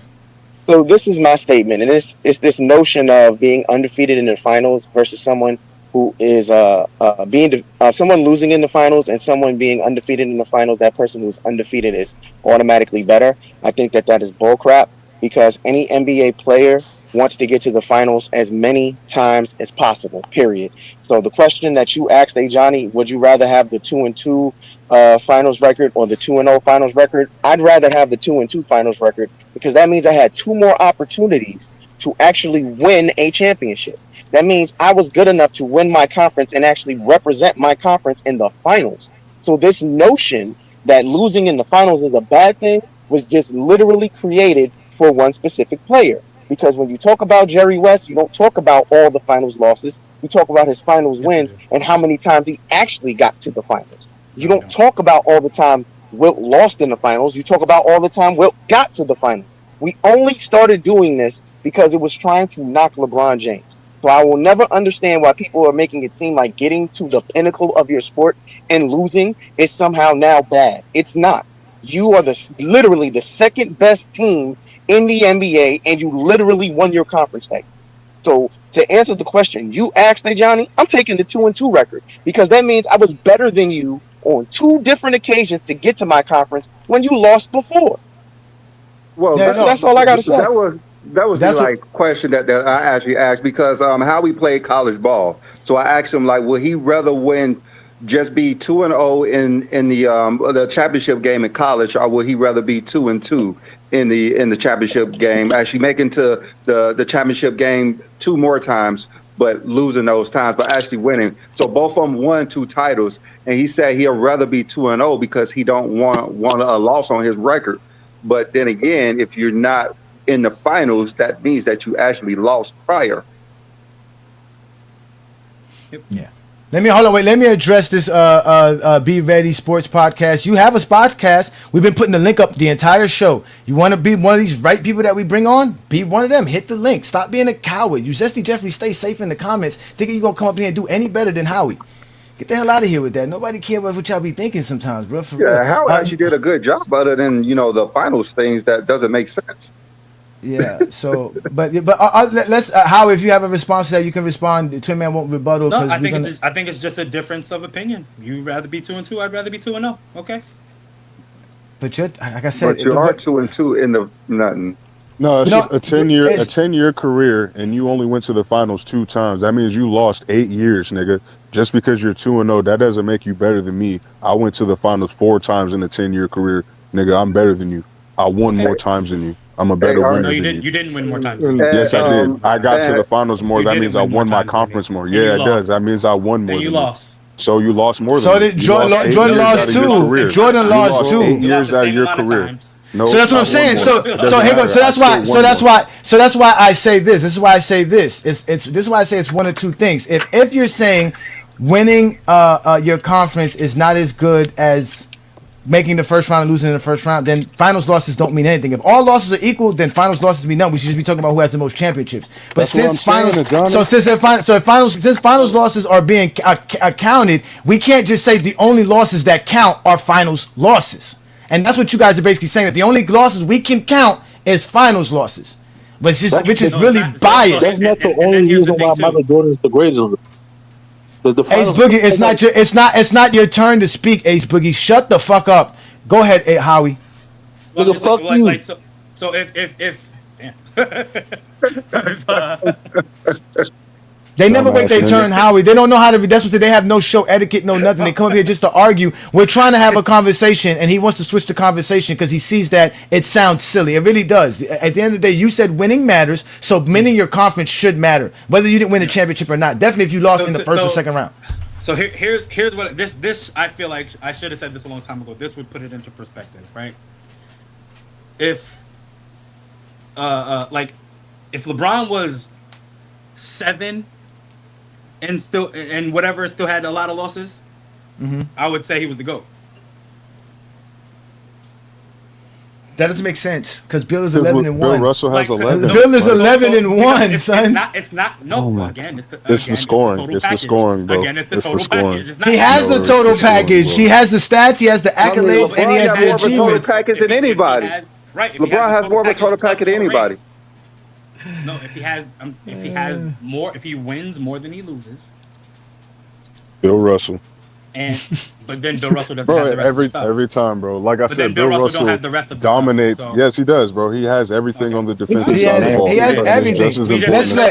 We just interpret the okay, all right. Let's just like, end this argument. What's better, Giannis finals record or LeBron finals record? Which one's better? He's gonna say LeBron. LeBron, yeah, he has more. Okay, then. All right. So it doesn't matter how many times you lose in the finals. It doesn't. It really does. Losing doesn't matter, especially if you talk about winning. Losing doesn't matter. That's the whole thing. If winning matters the most, nothing about losses matter. Nothing about losses matter. It's just a LeBron James thing because Giannis is 1-0 in the final, so it's just a LeBron James thing. Skip Bayless. That's what this is where this argument came from because wasn't nobody talking like this until that nigga started mentioning it. So that's where y'all got this from. And look, the Zesty Jeffrey wants to argue. He said you didn't highlight my response. Your response should be hitting the link. That's the only response you should have, Mr. Be Ready. How do you have a name called Be Ready, but you ain't ready for GOAT James Kingdom? As someone who's on this show for the very first time, it was not hard at all to be on this show. So they're scared. No, because you know what? No, because they're not going to behave correctly. You see, like you said, you came here respectful they want to come be disrespectful and unruly, and that's how they think the debate should happen. That's why GOAT James Kingdom is undefeated at the end of the day. Trust me, you gave us enough clips to explain why LeBron's the GOAT by your own standards Warriors. But let's let Chris Brew in here. Shout out to Chris Brew. He's a first-time caller. Thanks for joining us on a Sunday afternoon. Do you either have a statement I am sorry, or a this question for my Howard? last one, y'all. Just Okay, yeah, that's we're about to end the show in a little bit. Go ahead. Okay. What's your question or your statement, either or, please? Firstly, you guys can hear me? Yes, we can hear you. All right, yeah. Thanks for hearing me out. So I think I have a statement, but I want to, I guess, have a question at the end of it. Okay, so you're lucky. As the last caller, you can go ahead, give your statement, and then drop the question at the end, please. Now, the question is directed to Howie or Goat James Kingdom? I guess to you and Goat James Kingdom. Okay, so go ahead. That's even better. So, Howie, you can actually leave whenever you want. Again, ladies and gentlemen, that was Howie Haven. He is just say you hate basketball. If you can't talk basketball correctly, he's going to call you out. He showed up here like a true gentleman. Thank you for that, sir. We had a great conversation. You can leave. I guess the Giants are losing, so try to get to your fourth quarter game. I'm a realist. We're not supposed to be good this year, so. So enjoy the rest of your Sunday. We look forward to seeing your takes. We'll be following you on all platforms. I'll stay for this question. I want to hear this. Okay. So go ahead, Chris. All right. So I think I caught about the latter 40 minutes of the show, and we seem to be arguing about whether or not we should be celebrating people for making the finals or whether we should be celebrating people more for winning in the finals. And I have two things to this point. Firstly, is that generally you only celebrate people for beating who is in front of you. And if you're in the Eastern Conference like LeBron has been for his entire career, it's hard to celebrate you because you didn't really beat anybody en route to the finals. To put this in for boxing, for instance, we celebrate Muhammad Ali because he beat a lot of heavyweights in his era that were other all-time heavyweights when he came to the finals. And you beat him on the way to the finals. It's not just a celebratory of what you did to get there, because he didn't do anything to get there when we talk about LeBron James. If you are playing with the best roster in the Eastern Conference and you're beating people who you're expected to beat, why would I celebrate you for doing that if you're also the overwhelming favorite the majority of the time? Because you do it for Jordan. Because you do it for Jordan. Because you do it for Jordan. Because you do it for Jordan. I don't do it for Jordan. Jordan never made the finals without having the best roster and team in the Eastern Conference. Yeah, I don't do it for Jordan. I don't know. Again, Jordan never made the finals without having the best roster or team in the Eastern Conference. Now, even if I assume that's right for the sake of argument, let's then get to the finals. So I'm just going to skip past other points I was going to make. So one of the other things that we like to celebrate LeBron for and denigrate Jordan for is that when LeBron got to the finals, he faced supposedly all-time teams that were just much better than him, and so he couldn't help but lose. And one of the arguments people love to make is that the KD Warriors was this all-time team that should never be able to be overcome, and yet there's two teams within the 3-year stretch in LeBron's own era that did better than he did, and one of them had 0 All-Stars.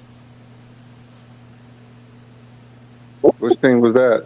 The Clippers. That was the 2019 Clippers. The 2019 Clippers.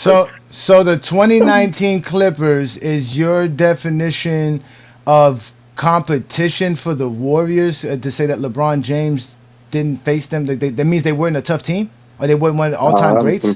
No, that's confusing. No. It means that 2018. It means that if LeBron is meant to be a all-time great player, one of the GOAT candidates, perhaps he should have done better than 4-1 with 2 other All-Stars on his team when the Clippers with 0 put up a better fight and went 4-2. That wasn't the same team, though. That was 2 separate years. 2019 and 2017 are 2 different LeBron years. was in L.A. 2017, the 2017 Warriors was not the same team that faced the 2019 Clippers. So why are you using 2 separate seasons? Because are the Clippers a good team or not? Well, you're talking about a separate Warrior team that LeBron James never faced and lost to. The 2 teams LeBron James faced and lost to were better than the 2019 team if you really go there. I mean, they weren't much better. I have the stats on that. What stats are those, sir? Their points per game, their efficiency were only marginally better. We're going by about 11% across the board. What was their record in 2017? Why would I need to know their record when I just gave you how much better they were as a net efficiency? What you mean net efficiency? The 2017, from my understanding, had one of the best net efficiency ratings in NBA history. They did, but they also didn't play anybody. But why do you mean how didn't they play anybody? That's the whole point. The 2017 Warriors is one of the greatest competitions of all time, great teams of all time. No, Jordan's never faced a team like that. When has Jordan ever faced a team? When has Jordan faced a team with 4 All-Stars? Wait. When has Jordan faced a team with 4 All-Stars? I'm going to answer your question, Ajani. What question is that? Yeah, what team was better than the 2017 Warriors that Jordan faced? Yeah, let me finish my point and then I'll answer yours. No. Answer my question because we heard your point. What is the answer? My question. What team? You cut me off. Yes, we heard your point about LeBron James and supposedly not being able to take the 2019 Warriors to a certain game when he didn't face the 2019 Warriors. So you were being disingenuous and you're stepping in doo-doo and I'm trying to clean it up for you. So now let's go to this. He faced the 2017 Warriors. Name the team Jordan faced that was as good as them. All right, firstly, Ajani, you named the 2017 Warriors and talked about how they were this great all-time team, and they were by net rating in the playoffs, but they didn't play anybody in the playoffs. Okay, all right, you want to go by net rating. What was the Cleveland Cavaliers' net rating in 2018? Are we using 2018 or are we using 2017? That's LeBron made the finals in 2018, so we're talking about LeBron's competition making the finals. Since you want to use net rating, I know. So what was the Cleveland Cavaliers' net rating in 2018, sir? Ajani, do you want to talk about 2016-17 Warriors or No, we want to stick again. The conversation is you trying to make it appear that we lied about LeBron's competition. So LeBron's competition. I haven't lied about. You are the one who brought up the 2017 Cavs because you mentioned the 2 times they had the 3 All-Star team, which they did have in 2017. They had 3 All-Stars, right? But you forget that they faced the finals versus a team with 4 All-Stars. Again, Jordan never faced the team. No, that's not the point, Ajani. The point is that you have yet to prove how. Who cares about the Clippers in 2019? They didn't face the teams LeBron faced. LeBron didn't face the 2019 Warriors. Yes, but what you're excluding is that what I've said is that the 2017 Warriors en route to the finals didn't play anybody, so their net rating looks a lot better. Their net rating should be predicated on their season. You talking about net rating for the playoffs? Yes. So you're just going to the playoffs as net rating. So their net rating in the playoffs is your determining factor on hard competition. That's what you're saying. Johnny, he's cherry picking, man. I know he's cherry picking. He has yet to. Again, you asked me to answer your question. I've answered all your questions. You have yet to answer my question. What team has the war? What was your? I said answer. So give me your question. Don't give me your soliloquy. Give me your question. What is your question? The question is, why do you think 2 other teams within the same era did better, and one of them is a completely inferior team? Well, one, LeBron James didn't face one of those teams, so there was no way to compare how LeBron James would have did against that team. What is the second team that did better than LeBron James' team versus the Warriors? Well, we know that to be the Rockets, but I didn't even feel the need to use that one. So the 2018 Rockets, correct? No, we don't even need to talk about the Rockets. No.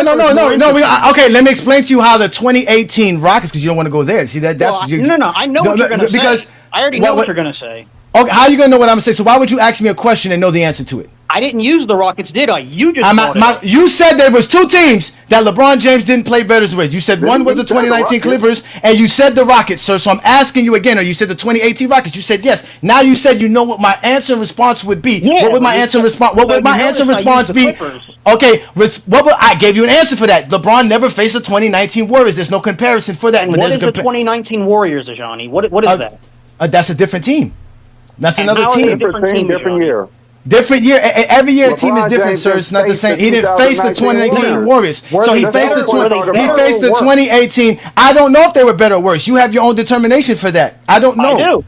I don't know that. I know that he faced the 2018 team, and they were one of the greatest teams in NBA history. And mind you, you're trying to compare the Warriors to the Warriors when you should be comparing the Warriors to Jordan's competition, which you keep avoiding. I'm not because that's the conversation. The conversation is about the competition level between Michael and LeBron. Don't run from it, sir. All of this is recorded. No, we can do that, Ajani. We can do that. Okay, so let's do that again. Name the team that was better than the 2017 Warriors that Jordan faced. Go. Why would I have to do that for this argument? Because I asked you that. If you can't answer that question, we're going to end the show because you came up here and asked us a question, so we responded. Now we're asking you a question. If you refuse to answer the question, we will end the show.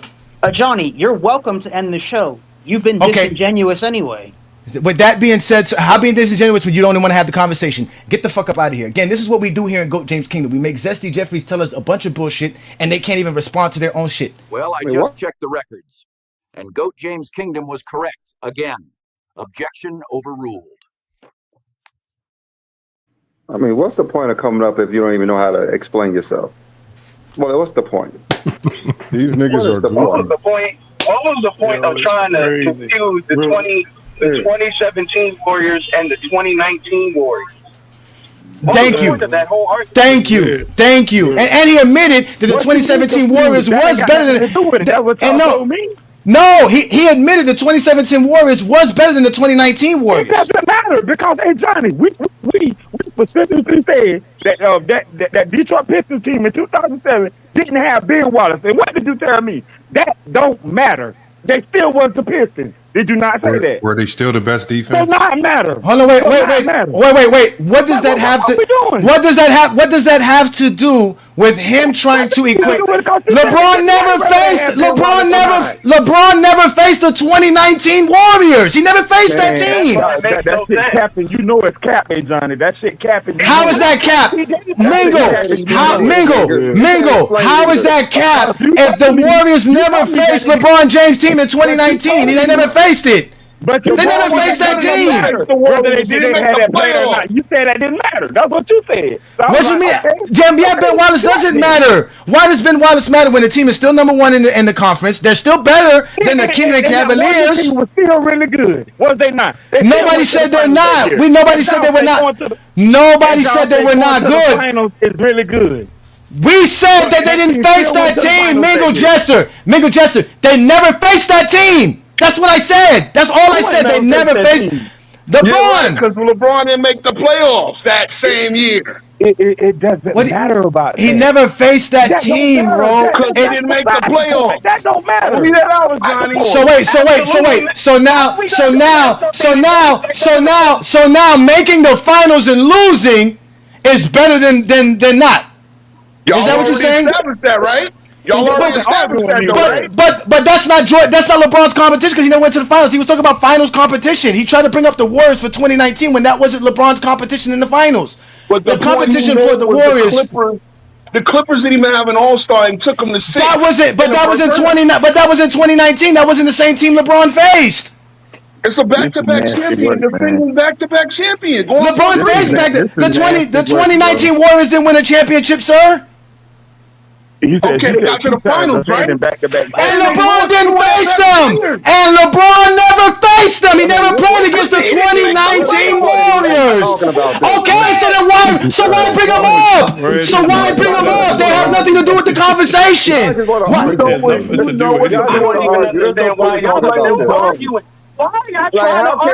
How can we compare LeBron James' team versus Golden State in 2019 when LeBron was been playing on the fucking Cavaliers? These niggas Then are he just played LeBron beat them on Christmas Day. Well, give him credit. He beat them that same team on Christmas Day, right? No, because we're not talking about Christmas Day, bro. We're not talking about Christmas Day, nigga. We're talking about the NBA fucking finals. He's talking about the Cavaliers. He's saying, why did the Clippers play better than LeBron James Cavaliers in 2019? Well, LeBron James wasn't even on the fucking Cavaliers and didn't play them in the playoffs. Billy, one question. Who did the Warriors lose of significance? Did the Warriors lose anybody of significance from year to year, 18 or 19? Go. 18 to 19. Did they lose anybody of significance? We're gonna go there. No, we're gonna go. We're gonna go there. We're gonna go there. Who exactly they lost? They did add DeMarcus Cousins. I just let y'all know they added DeMarcus Cousins. He didn't play. He didn't play, son. Okay, let's go here. So. Okay, so they same thing. Draymond Green, pass on quick. But Ro, why would you bring up the game? Oh, he beat them on Christmas Day in 2018. He got hurt that game. Why would you mention that game? I'm giving LeBron credit. They beat the Warriors. That same team, the back-to-back champions. It's just a stupid. Okay, here we go. They didn't have JaVale. They didn't have JaVale McGee. That's another guy that didn't have on that team. That's why they added DeMarcus Cousins. The Lakers didn't have nobody in 2019. The Lakers couldn't even make the playoffs. What are we talking about? Did McKee go to the Lakers? Who? McKee? They also They also lost Nick Young, who played 8 games in 2019 and didn't play nothing in 2018. He didn't play in 2019, so that's also another person that didn't play. Again, they also had Zaza Pachulia, who started 57 out of the 69 games he played for them. He wasn't there for them in 2018 as well. I mean, in 2019 as well. So yes, they did have a different roster from 2018 to 2019 with some significant guys not on the roster. Yes, guys that they used and you. Yes. Who believes that the Clippers in 2019 could beat the Cavaliers in 2017? No one said that. He just said that they played better against the same competition. They did not. It's not the same competition. No one believes this. The team is JaVale older as McGee well. and Nick Young. JaVale McGee, Nick Young, and Zaza Pachulia. Who did they replace him with? Come on. Again, DeMarcus Cousins. Again, listen. They replaced him with DeMarcus Cousins, Kevin Looney. Who else here? Jonas Jericho. Do you know who that is? Jericho played 73 games, sir. He's all right. Oh wait, Alfonso.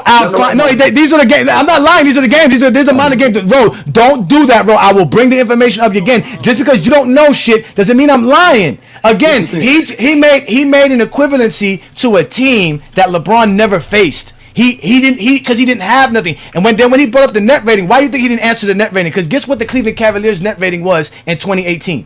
It was a negative. Ladies and gentlemen, the only NBA team to make the NBA Finals with a negative net rating is the 2018 Cleveland Cavaliers. That shows you how horrible his team was compared to NBA history, sir. Well, and horrible the competition was as well. Because Kyrie, I believe if Kyrie was healthy and for the Celtics, the Celtics probably make the finals. If you know, again, this is y'all always the main one that try. Y'all always cry about competition, but when we showed Jordan had the weakest competition, because he didn't want to let me get to that point, because I asked him, bro, I'm still fucking talking, bro. You know what, bro? I get tired of your shit, bro. Bye, bro. Go to your show with your bullshit, bro. Go to your show with your bullshit, bro. Because I was going to ask him, since LeBron James only won in the Eastern Conference because he had the best roster and the best team, when did Jordan make the finals in the Eastern Conference without having the best team and the best roster?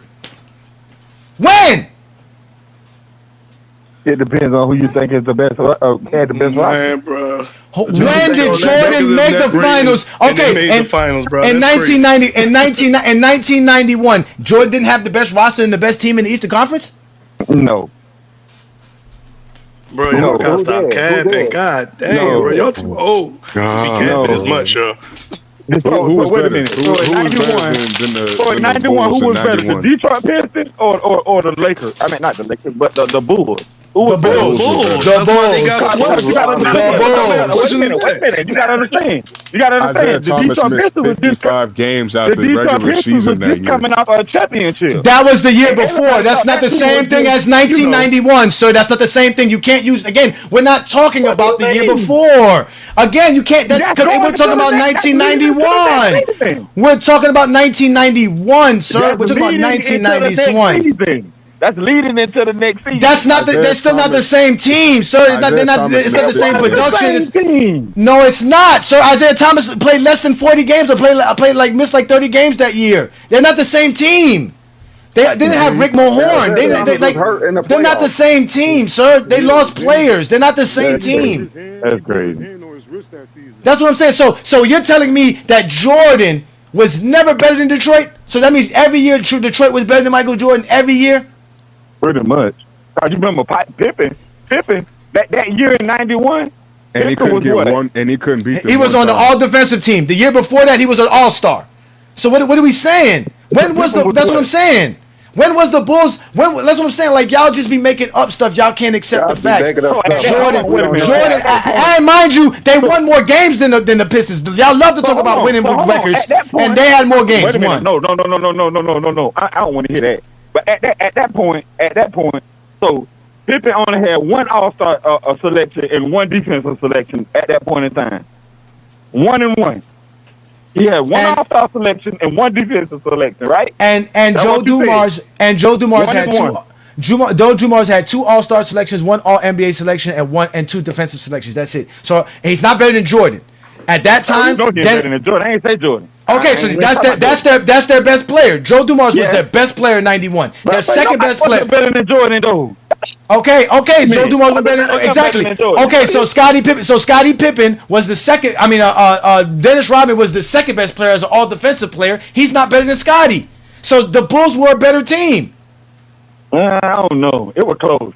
That was This argument just falls apart when you mention 88. You gotta understand. The fact that Jordan had the MVP and the defensive Not to player mention, of the year, and not to they mention, lost and not the to mention. Pistons. Okay, so Dennis Rodman was defensive player of the year, but not to mention Scottie Pippen's averaging. But we're talking about 91. He was a defensive player of the year in 1991. Scottie Pippen's averaging 20 points. Nobody on Detroit's averaging 20 points in 1991. I think maybe Vinnie Johnson. I think supposedly that was what this guy was saying. Again, it don't matter what you say. That 1991 team was not better than the Chicago Bulls team. The Bulls were the best team in the East. So Jordan never made the finals without being the best team in the East. He was the best team in the East in 92. They were the best team in the East in 93. They were the best team in the East in 96. They were the best team in the East in 97. They were the best team in the East in 98. I disagree because I think one of them years, I think Orlando was a better team than they was.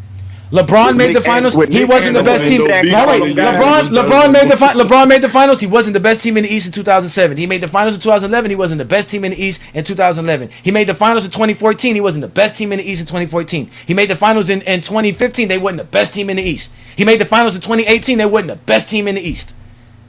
My thing is though, even if you're saying that, my thing is Jordan. I still think Orlando Magic was the best team around that time with Penny Hardaway and Jordan didn't make the finals. And Jordan didn't make the finals. And all those guys. And Jordan didn't make the finals. That was the best team right there. No, and Jordan didn't make the finals when he had that team. He did, but that next year he did. He had a better team the next year. He won 72 games the next year. He had a better team the next year. They had a better team next year. Wait a minute. So let's go to this. Y'all told me that records doesn't mean anything. Cause when I told y'all LeBron won 60 plus back-to-back seasons, y'all told me the regular season records doesn't mean anything. No, we didn't say that. No, we never said that. And what we're gonna say is, okay, all right. So, take out the 72 win teams. Again, there is no team in NBA history that had the MVP of the league, the scoring title champion, that had the what's it called, the sixth man of the year, 2 all NBA first team, 3 all defensive first team players, and the coach of the year. No team had that but the 96 Bulls. By far, the 96 Bulls was the best team in NBA history by accolades, by anything you want to go by any metric. So again, yes, they were the best team in the East in 96, better than Orlando. Only reason why that team was the best team because of one Michael Jordan. No, that's not, sir. He was on the team the year before. He was on the year before. Why they weren't the best team then? Wait, say that again. He was on the team the year before. Why weren't they the best team then? Again, that team was only the best because of Michael Jordan. That's it. Nigga, and y'all know that was the only reason why that team was great because of Michael Jordan. Y'all know with that, then you and then they win, and he don't want to say that's what it is. Listen, with that being said, we're going to end today's program, so y'all can get ready to watch football and stuff like that. We want to thank all you guys for showing up. We want to thank Howie, but before we do that, we want y'all to know that Lamont is doing TikTok lives every Saturday, ladies and gentlemen. So if you guys want to join us, you can just hop on TikTok, because TikTok is not like YouTube. It's a separate entity. We cannot mix it up, but he will be putting the lives onto the channels. So if you guys want to support what we do here, we're gonna be taking over TikTok. It's a wrap for. I keep telling y'all, it's a wrap for y'all. All Zesty Jeffrey lies get exposed once Lamont or GOAT James Kingdom appears. So y'all make sure to check us out and do that. What's the time? It's 8 p.m. Eastern. 8 p.m. Eastern on TikTok. So y'all make sure to support us and do that there. And like we always tell y'all, we are GOAT James Kingdom. This is the GOAT James Kingdom show with B. Lee and A. Johnny. We do this every Sunday noon Eastern time. Please subscribe. Hit that like button, hit that ring notification. Also, check out the GOAT James Kingdom membership, because like Brandon and I are going to continue to do this. We're growing. We're over 50,000 subscribers now. We're growing on our Facebook group. We're growing on TikTok. We're growing all over. There is no stopping us. We're going to continue to give you guys great content. If you like what we do, help and support us by becoming a member of the channel. We do a lot of great things, like give other members and other people who are content creators opportunities to show up and show their creative skills, like Alan Powell show on a Wednesday evening. Wednesday nights right here on GOAT James Kingdom or on Alan Powell's channel, you can watch the Alan Powell Show, where he talks about all the different sports, especially with football coming around. He's also a Chicago Bulls fan, so all you Michael Jordan fans should love Alan Powell Show. You can check that out every Wednesday. Tomorrow night, we're going to have SB Talk Sports here with his favorite content creating self, bringing up the Real Takes Over Fake Debate show right here on GOAT James Kingdom, 8 p.m. Eastern, 7 p.m. Central. So like I said, man, we do big things like that. That's why we are the best out here. You guys know where to catch me on a Friday night. I'll be available every Friday night where you really get to see the exposure. But here on the Sunday show, I'm just a Johnny Bakari doing my thing. We are the Clutch Sports Hitmen. And like I said, man, peace and blessings to everybody who showed up here today. Thank you for supporting what we do here in GOAT James Kingdom. And like I said, y'all have a great, great evening. And with that, we're going to leave y'all with a little rap song, because we always got to give y'all great music. Like I said, y'all make sure to check out FYF and GOAT James Kingdom on TikTok Live. Y'all done messed up. FYF and GJK is going live. Gather round, take a seat and take notes. FYF Sports with a new live debate show. GOAT James Kingdom in alliance, so it's defiant. TikTok take over with two giants. That triumph got the Jordan fans fuming, trying to withstand the heat. Kobe stands mad, Shaq led the 3-peat. We bringing heavy truth, putting steak on your plate. Saturdays at 8, be ready for debates and don't be late. Ayo, it's a TikTok takeover, all zesties and vibes. FYF and GJK show up, show out on every live. Hot debates, NBA topics, all real, no fakeness. Join the live panel and be a part of greatness. Yeah. Lamont and a Johnny, the leader, setting the right path. Dropping knowledge so fresh, so clean, no mind being an outcast. Talking hot topics, real news and smart takes. Destroying dumb logic said by fools who have no case. Who's the GOAT? Put your knowledge on display. Every week we'll be here ready to hear you have to say. From why the 90s was great to LeBron's turnover. So request to join and be a part of TikTok Take. Ayo, TikTok Takeover, all zesties advice. FYF and GJK show up, show out on every live. Hot debates, NBA topics, all real, no fakeness. Join the live panel and be a part of greatness. Got the truth in our corner, we ready for a fight. Jordan, Kobe in the past, but the league's future is still bright. Illuminated facts, true fans know what we do, while the haters get salty like a fresh can of Pringles. Every Saturday night, two kings take stand. Tune in at 8 and be a part of the fam. From the courts to the web, it's an exciting time. FYF, GOAT James Kingdom, greatest live combined. Hey yo, it's a TikTok takeover, all zesties advise. Yeah, FYF and GJK show up, show out on every live. Yeah, hot debates, NBA topics, all real, no fakeness. Join the live panel and be a part of greatness. Yeah. So lace up your kicks, keep your eyes on the screen. FYF and GJK colliding on a live stream. Jordan and Kobe names, you can cry all night. Won't be taking over TikTok. Only help is the call. Christ, catch us live, spread the word, don't cry. FYF Sports Debates, TikTok take over live. Make sure to follow and like.